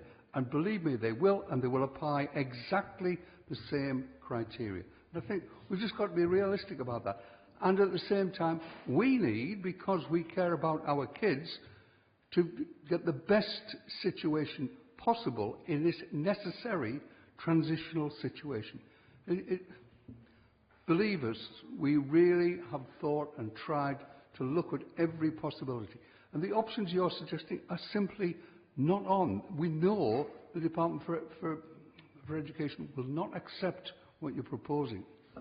Basically then from March, you've all had it in your head that you're going to close it anyway. No matter what we say here, what we've been saying since March, you're just not going to take it in, you're going to do what you want to do and just close it. Mr. Buck, you had your hand up. Thank you. They've been bringing up numbers for quite a while now, so just one thing. From the statistics, the numbers that's been given by the council for in the issue thing, it says the planned admission numbers are all listed for them all. It lists the numbers of available places at the moment, and I'll just read them out so everybody knows. Almond Community School, 120. King James's, 186. Nether Hall, 131. And then Newsham, which is a separate area, obviously, 183, which gives a total number of 620, which is fine for the year 1920. But according to you, what you're going to do in the year September 1920, sorry, 1920, shows my age, doesn't it? Sorry, 2020, is the 120 Almondbury Community School are no longer going to be available, which means the number of available places goes down to 500 from the first year in 21. But if you then look at pupils resident, then it varies between 21 at 666, 529, etc. Now I know, sorry to use her name, but I know Joanne, when she explained the figures, was that they work on the principle that approximately 160 pupils do not go into the area they're at. You're also assuming at the moment that King James's School will take new pupils in. Everybody said at the moment, all the way around, that at the moment they're going through a planning phase to increase this thing. That hasn't been approved yet. So my question is, if we go down to those numbers and less than 160 actually go somewhere else, and one of the years is actually over 160, then first of all, where are they going to go? And the second one is a finance question, which you may be able to answer now, you might not be able to do. But if I look back through all the records, when you've had the cabinet meetings, it says basically that there may be a cost in aiding, helping, whatever word you want to use, King James's to ensure it expands. As an academy, and we've had this discussion innumerable times, and I apologise to the ladies and gentlemen over there for going over it again, but King James's, the way I understand it, from the research that's been done, is King James's is an academy. If you help them, let's use the word help, then it's got to be a loan. You cannot use council money to help an academy. And I checked that one because, like everybody, I checked it with the DFE, the person I've been talking down there, and they confirmed it. Thank you. Okay, I'll take your last question after you address that to me. Whatever we do and whatever financing method we use, it'll have to be within the law. But other questions, I'll let Carol, and then if Joanne wants to chip in. Well, I mean, I will let Joe just correct my figures if needs be, but it's something like 39 children in each year group that go out of area for school, wherever that might be, and that hasn't changed over the years, and it's unlikely to change certainly in the very, very near future, but even over the future. There are spare places right across the catchment area, albeit that one of the schools currently is full.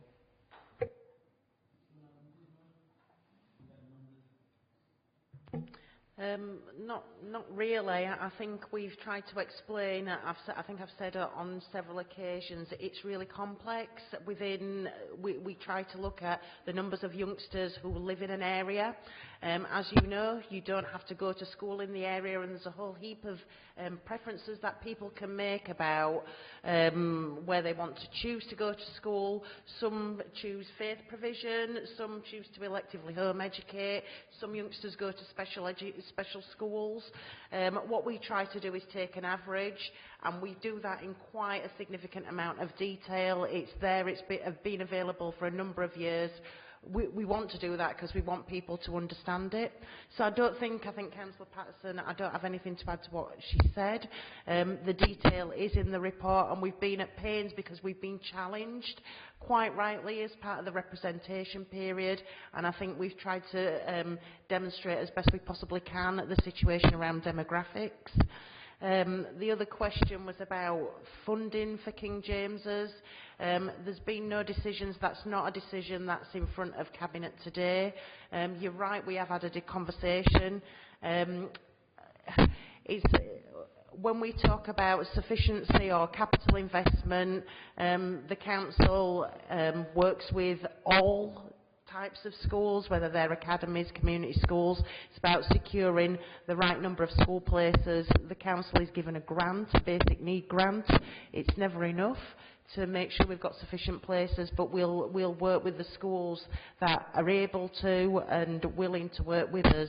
So I would still state that when we need to support arrangements transitionally or capital investment, we're unable to do that with community schools and academies, and I'm not sure about the loan aspect. This is about securing sufficient places and well-planned transition.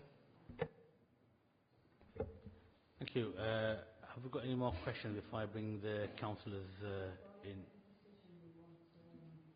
Yeah, I'll bring you in at the end. Right there, yeah. So yeah, I've got that in. Tajinder, you got one question? I do have a question, Chair. Well, it's on point of information and on point of fact. You confirm that if the decision of the Regional Schools Commissioner is to change the status of Ambury Community School to become an academy school, whether a suitable sponsor is chosen to be possibly All Hallows Church of England Primary School or some other deemed suitable, there would be no automatic right of any parent, even if they lived next to or in close proximity, to send their child or children to that academy school, which would have a final say in which pupils it would accept, and the sole authority to determine the criteria on which to base such a decision. I think the issue around the Regional Schools Commissioner, the academies, who will go away and all that, I think it's been covered in previous questions. So I think that was very clear. Have you got any question that's not already been raised that you want answering? With regard to the right of access to information, can you confirm that I, as a resident of Kirklees, have an absolute right to request access to information, to key and relevant papers, documents, reports, data and information, which is not deemed to be confidential or otherwise withheld by reason which has to be stated and justified for withholding the same of any and all public bodies, and that includes the school governing body, the school interim body, etc. And these include definitions, classifications, as referred by legislation. You can have all the information that I and the council is allowed to give you. Not a problem there. Can I bring the councillors in now, please? Because I think they've been waiting really patiently, and I think it's only right that the democratically elected councillors have a say. Could I just finally ask, will I get written answers to the questions I've sent to you in writing? Well, I think the questions that you've asked me tonight, I've actually verbally answered them, so I don't think there's a need to actually me to put anything in writing to you. And this is webcast. Well, Tajinder, I've answered your questions and I've gave you more than reasonable opportunity to ask me questions. And if you want to come and meet me, I've also said that you can come and meet me at a mutually convenient time. I think it's only proper and right that we let the elected members now come in. And Chair, just finally, I'm still Tajinder, waiting on information and promises you made on the May the 29th. Some of which, by dribs and drabs, you sent, and others which you haven't done to my full satisfaction. And they're reasonable and legitimate questions and requests that I've made. Yeah, well, I'll make sure that somebody responds back to you, because I only can answer for the email that you sent me. My apology if you don't feel that you've not been heard, but I think thank you. You've been. Right, councillors. Councillor Cooper.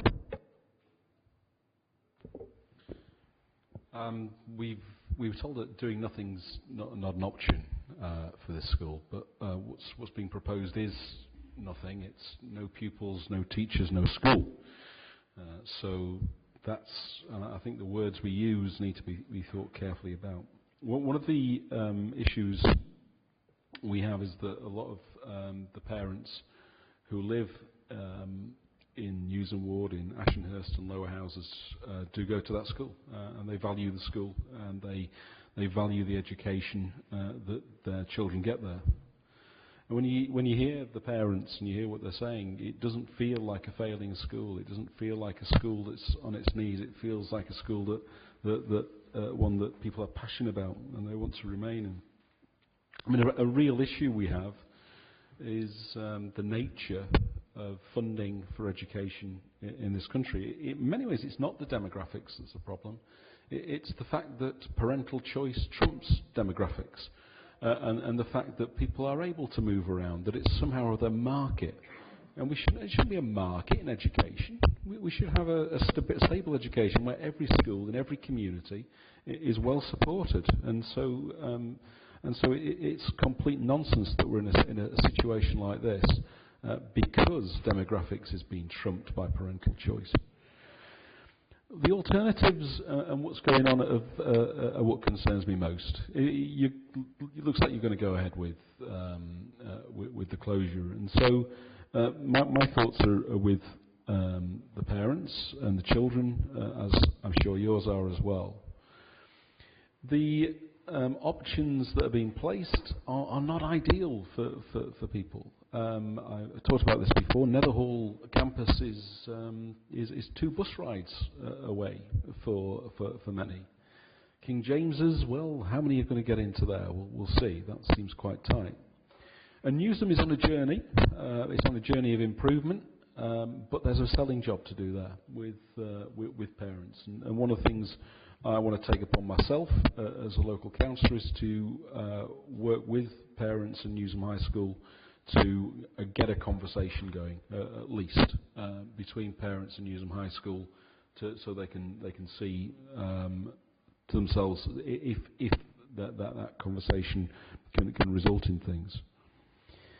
So you will do today, and I will work with the parents from Ashenhurst and Lower Houses to see what I can do to help them go forward. Thank you. Councillor Munro, McGuinn, it's up to you. Thank you. Sorry. Thank you. Well, I'd just like to say, just raise a few issues. You've already alluded to the fact that a sponsor for primary vision still has to be found. So my question is, what happens if a sponsor for that school cannot be found? I've come across, been looking on the internet, and there are cases where schools haven't actually been successful in finding sponsors, and they actually have to close completely. So that's my first question. And then I'd like to go on to a report that I've recently read in The Guardian, 12th of July 2019. It claims hundreds of primaries are being forced to become academies.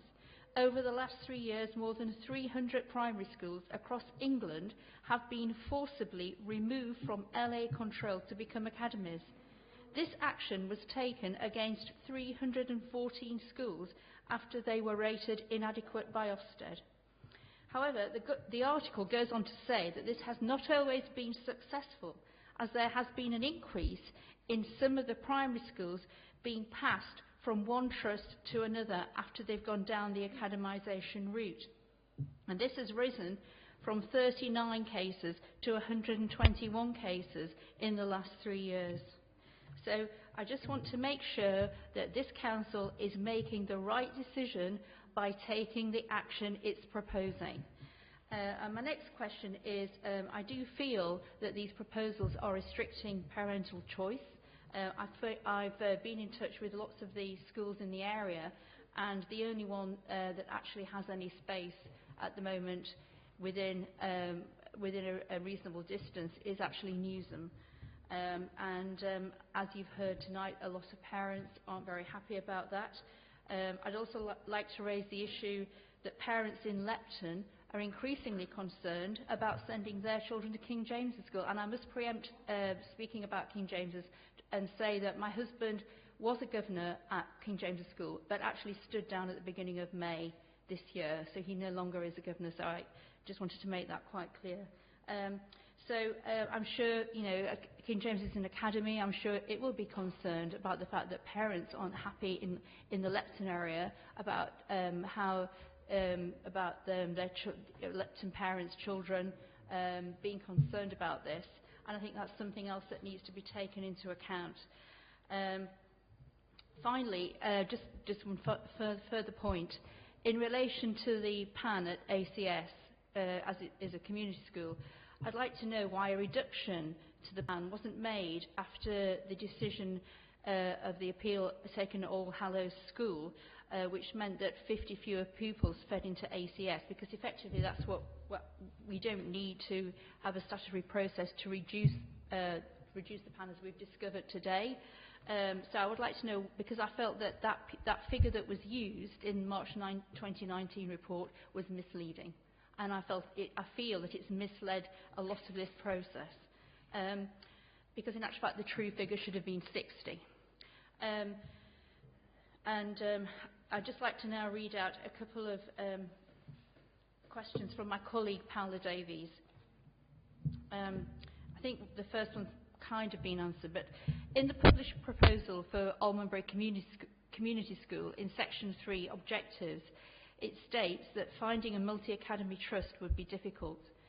In the papers published for this meeting, it says the consultation, a report states, finding a sponsor would have been highly unlikely.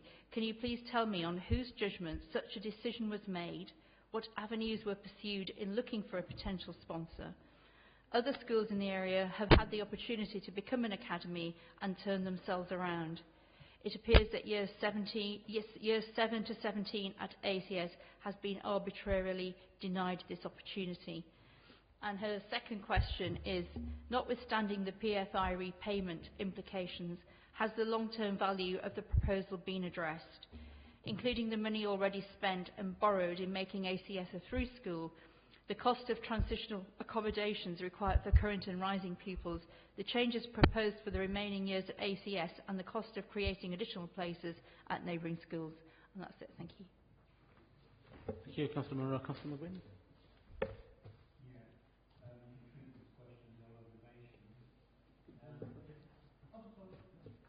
I do apologise.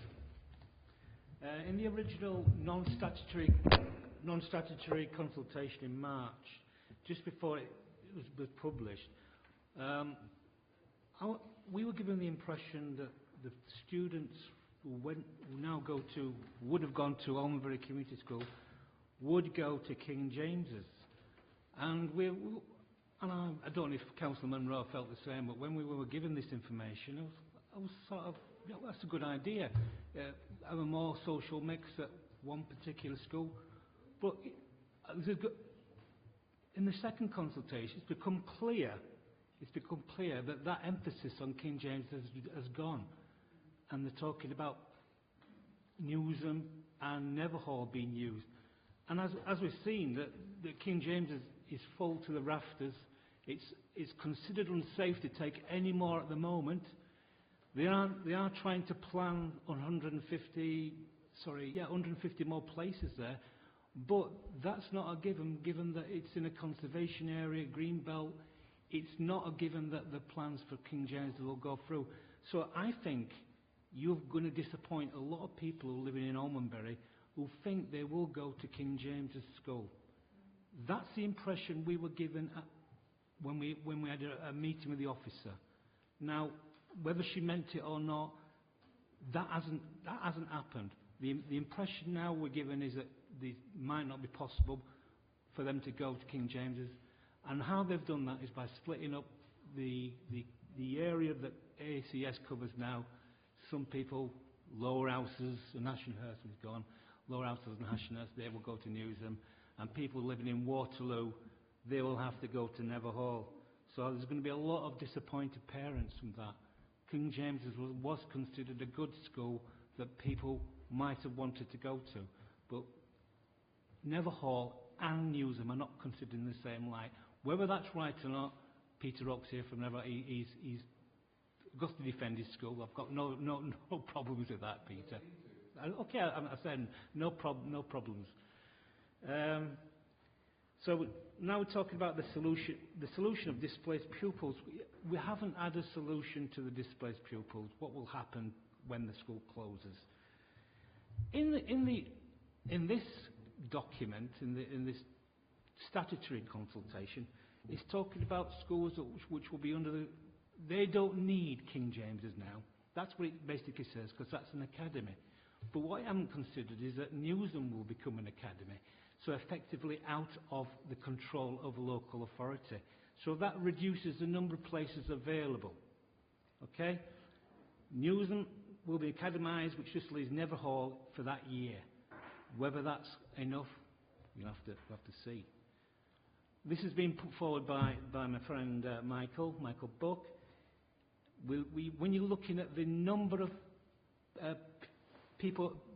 babies born in that planned area, there are 600 plus children born in that area concerned.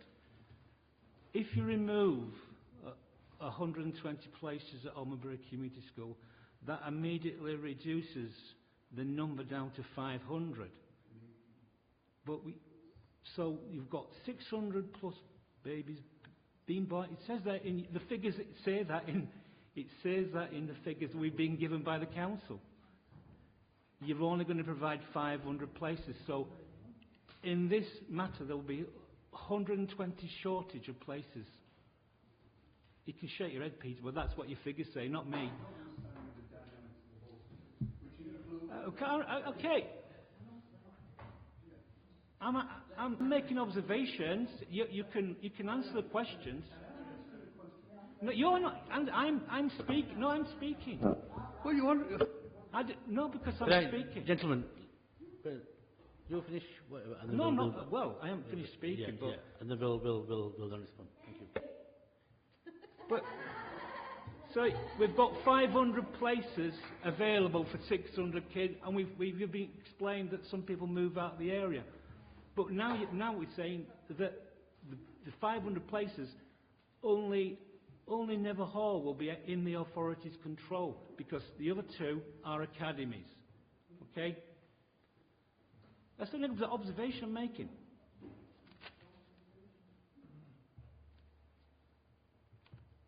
As the money for the contractors, Peter McBride acknowledged at the last meeting, still has to be paid. The PPP has to be paid no matter what. They're paying. It says in the document £1 million a year, which surprised me. It's more than I thought. How much will be saved by actually closing the ACS? If you still have to pay the money, how much will the council, not the school, how much will the council save by doing this? Have we got a figure you can give us? Seeing as you have to pay for King James, you're looking to expand King James's, which might not be possible. Okay, you're looking to put more money into Never Hall, I believe, because Never Hall's full. You have to expand there. So more money has to be spent in other schools. As a cost-benefit analysis being worked out for how much will be saved, even though you still have to pay for ACS, for the buildings there. Okay, going back to the closure, I know it's been talked many times, the closure of the junior school in 2014. And I think you've more or less answered it. Was this an attempt, when you closed the junior school and moved all the junior school pupils over to the high school in 2014, was this just an attempt to shore up the finances of Almonbury High by increasing the number of pupils? I think we've already answered that, and the answer is probably yes.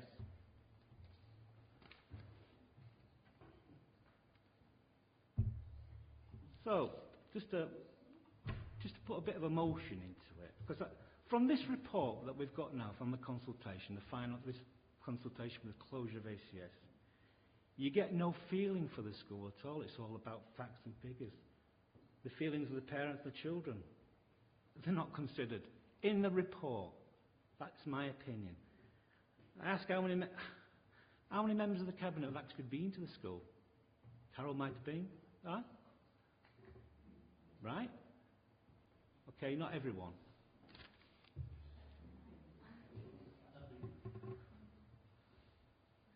Are you aware of the good work? Obviously, if you have been to school, are you aware of the good work done by the pupils, such as raising money for a defibrillator for the community? Saving 3 lives, I believe. The Joe Cox picnic they hold every year. The visitations to local care homes. And finally, the education provided to adults on the site. Parents who might not normally go to some form of higher education are getting educated in the buildings. So that's just my feelings for the school. I don't think there's much emotion in that report, and that's what's missing. Thank you very much. Yeah, thank you for the facts and figures, Councillor Bill McGuinn. Okay, Carol, you can respond, and if you want to ask Joanne to respond, but I think well, very briefly. And then once you respond, then I'll open it to the Cabinet members if they want to make any comments. And then before we make a decision, there's a young person who wants to say a few words. So, Carol, over to you. Just very briefly. I mean, thanks for your observations, Bernard. But I'm afraid you're coming to the wrong conclusions from those observations. And to be honest, I was just wondering, certainly at the beginning of what you had to say, whether or not you were supporting King James's School as opposed to Almonbury School. A question of savings doesn't arise. The costs of educating the children will be transferred to the new schools or whoever is educating them. We won't be selling the land for any building or anything else like that. We will be finding new purposes or new uses for the buildings. We will have to.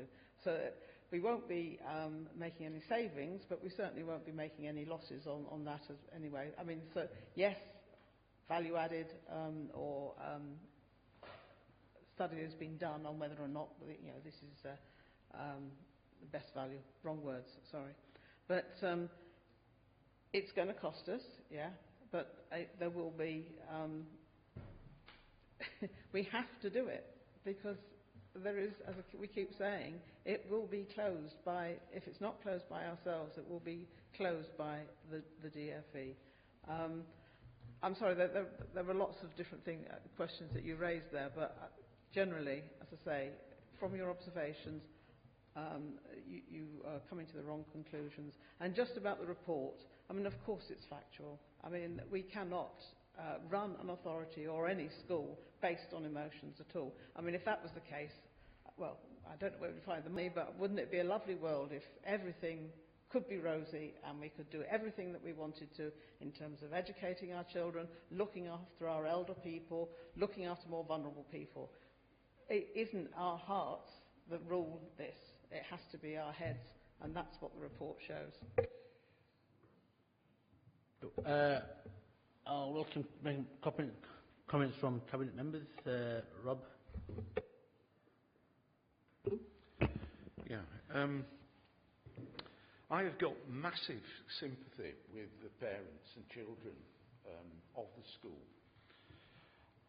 I visited the school at least once a year, often 2 or 3 occasions, for about 24 years. I used to be a senior manager at one of the local sixth form colleges, and one of my major jobs was going out interviewing in different schools. And I've seen some real ups and downs at Almondbury over the years. There were good periods, not so good periods. And at times, I did see the kind of things that have been mentioned earlier about the curriculum that you can offer becoming an issue. And periods where numbers were down, the school was struggling, sometimes the range of courses that were on offer was limited. And there were times when there were problems in terms of retaining staff who could deliver at a high standard subjects like maths and science. So it is, as Joanne and others have said, this has been a long-term issue at the school. I'm disappointed, actually, that Councillor McGuinn has left, because a lot of my comments were addressed at him. Yeah. Okay. But looking at things, in many ways, I think you have become victims of a system, the system that we now have to provide education in this country. And I think what's happened is that we've ended up with a system that's driven by competition. And competition might be okay if you apply it to supermarkets or petrol stations. I don't think it's very good when it's applied to schools. How does that competition work? It's driven by the freedom of choice for parents. Parents can move their children to schools. That's where the money kicks in, because if you haven't got sufficient numbers in your school, you're not getting the income coming into the school, and it's very difficult to run it on an efficient basis. The kind of things that affect that are things like results. So I will move to league tables, where parents are encouraged to look at league tables, send their children to the schools that are deemed to have the best results. It's also very much driven by Ofsted inspections, where again, parents are encouraged to look at Ofsted inspections and make decisions about where they send their children to on the basis of those. When Ofsted is sent in, your earlier comments about send Ofsted in again, we have no power over that as a local authority. In theory, Ofsted make their own independent decisions about which schools they go into. Whether that is true or not is very much open to question. It was the fact that Ofsted went in soon after the incident with the youngsters that went out on video. Yeah, very, very questionable why that happened. But what happens with this competition is that you've got some schools are going to become weaker, and they're going to go to the wall. They're going to close down. And you, unfortunately, are one of the schools that looks likely to happen to. The possibility of the local authority intervening to stop that happening has been very much diminished. If you went back 15, 20 years ago, we had a huge education department in this town. Oldgate House, big office block, was full of people working in education, with a teachers' centre with lots of advisors and things like that. Now, the team that Joanne's got is an absolute fraction of the size of what it was. So how can a local authority give the help that's needed to a school which it could have given 20 years ago when I first came to work in this authority? It can't. Well, what's the reason for that? If we don't make a decision today, we effectively abdicate any power to influence things to the Regional Schools Commissioner. What comeback have we got to the Regional Schools Commissioner? We have not got the power to approach academy chains about potentially taking over the school. That can only come through the Regional Commissioner again. Like Councillor Pattison, I have been a governor at a school. I was really forced to stop becoming a governor at a local secondary last year because I was so unhappy about what happened to that school. It was forced into an academy against the wishes of most of the parents and the children who attended the school and the governors.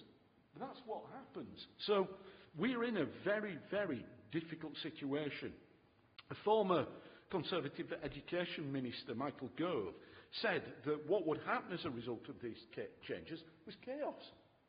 He actually said that.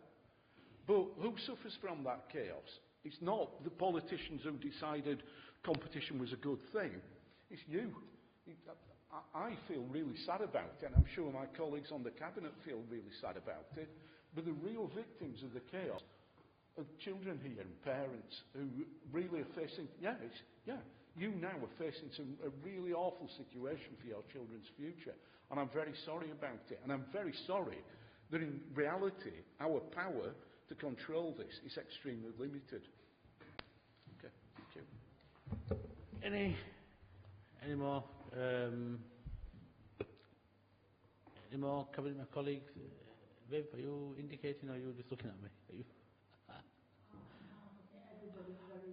Yeah. Like Rob Walker, I find it a difficult decision.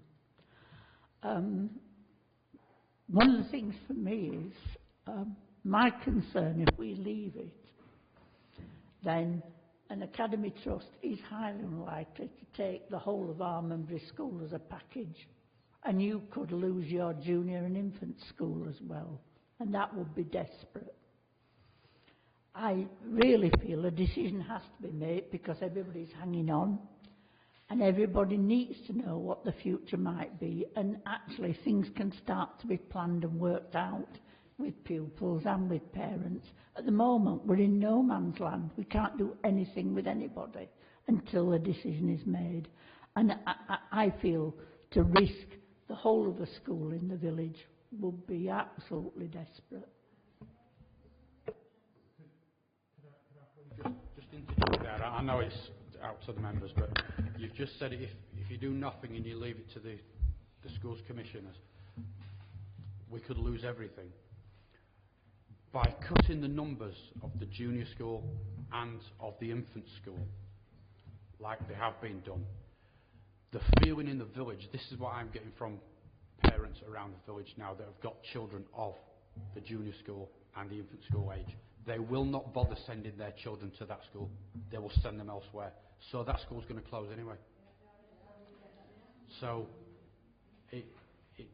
by doing what you're doing, shut the high school, reduce the numbers in the junior school and the infant school, parents in the area are saying, what's the point in us sending our children to a school that's only got half a dozen teachers? They're not going to get any kind of education there, so they're looking elsewhere to send the children. So in effect, what you're actually doing is you are nailing the lid on the coffin of the whole school. Yeah, let Viv finish her speech.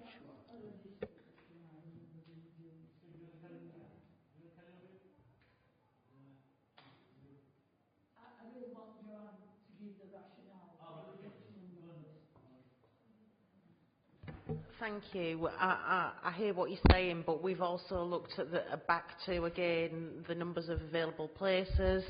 That was something, I think, when we go back right to the first Cabinet report, should we be proposing to close the entire school? Do we actually need the school at all? And actually, there's a need, so we've talked about a sufficiency, a basic need for school places. We think there is a need for school places. There are lots of one-form entry schools that operate very successfully. All Hallows is a school at the village, but there are schools that are viable and sustainable. Also thinking about preschool education. A question was asked earlier by Councillor Monroe about why we hadn't reflected a change in admission number when the All Hallows proposal came through. We all have to, whether it's a local authority maintained school or an academy, everybody has to abide by the admissions code, and very much reducing the number of available places wouldn't have made any difference whatsoever. It's always about who applies and who's preferencing. The numbers are sustainable at 30. We think the school will be full and buoyant, and it will be able to be self-sustaining at that. For it to be any larger, at this stage, the numbers, the demographics just don't support that. Any more Cabinet members want to contribute? Okay, before we make a decision, the young person, do you want to say a few words? What's your name? Demi, you want to say a few words and we'll go to the decision. Before you make a decision, we would like to take this opportunity to thank all the staff who have taught at Almonbury Community School for years, for all they have done for their students. Many pupils from Almonbury Community School have gone on to have great careers, and this wouldn't be possible without our great teachers. We would also like to thank our local councillors, Bernard, Paola and Alison, for all their help. Thank you on behalf of everybody.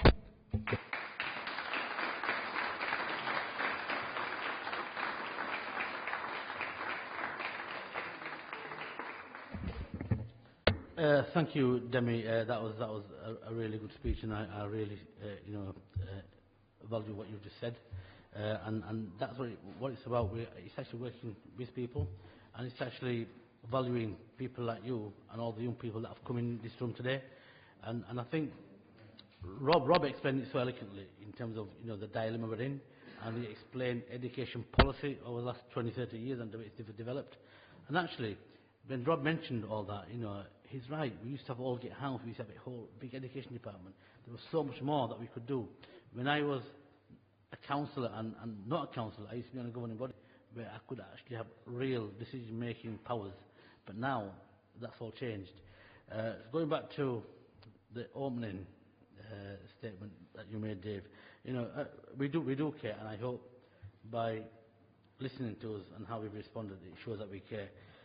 And this is not about letting anybody hang out to dry. This is about how the education policy and everything else that goes around it has actually catapulted us into a situation where we have a very, very limited choice and a difficult decision to make, and we want to make the best out of that.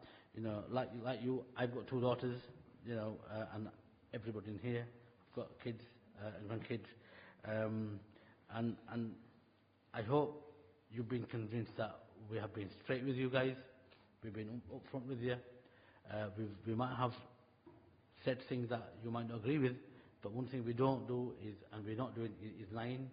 So I hope we can put a line under that, because that's not the business we're in. We've got a difficult decision to make.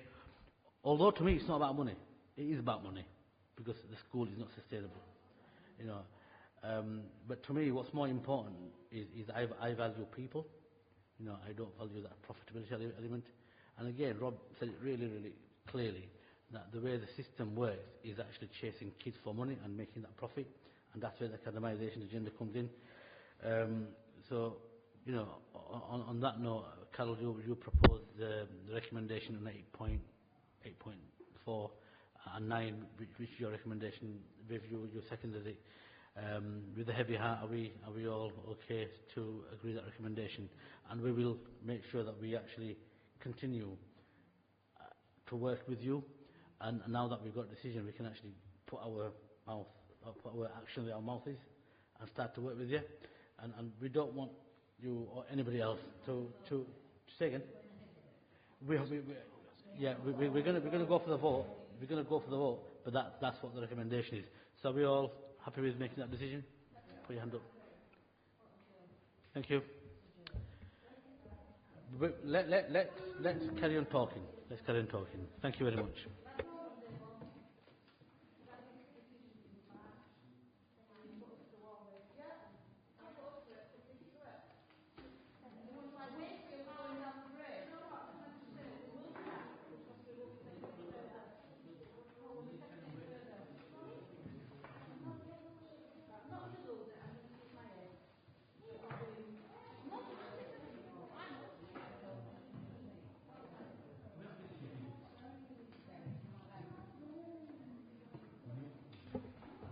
Right, can we carry on with the meeting? Can we go to item 7? Councillor Graham Turner. Chair, it's very, very late. I would ask the Cabinet to accept the report. I second that. Are we okay to approve the Council Capital Plan and capital funding for the children's learning and early support baseline sections of the Capital Plan? We all okay? Thank you, members. And that's it. Thank you very much, members. Okay.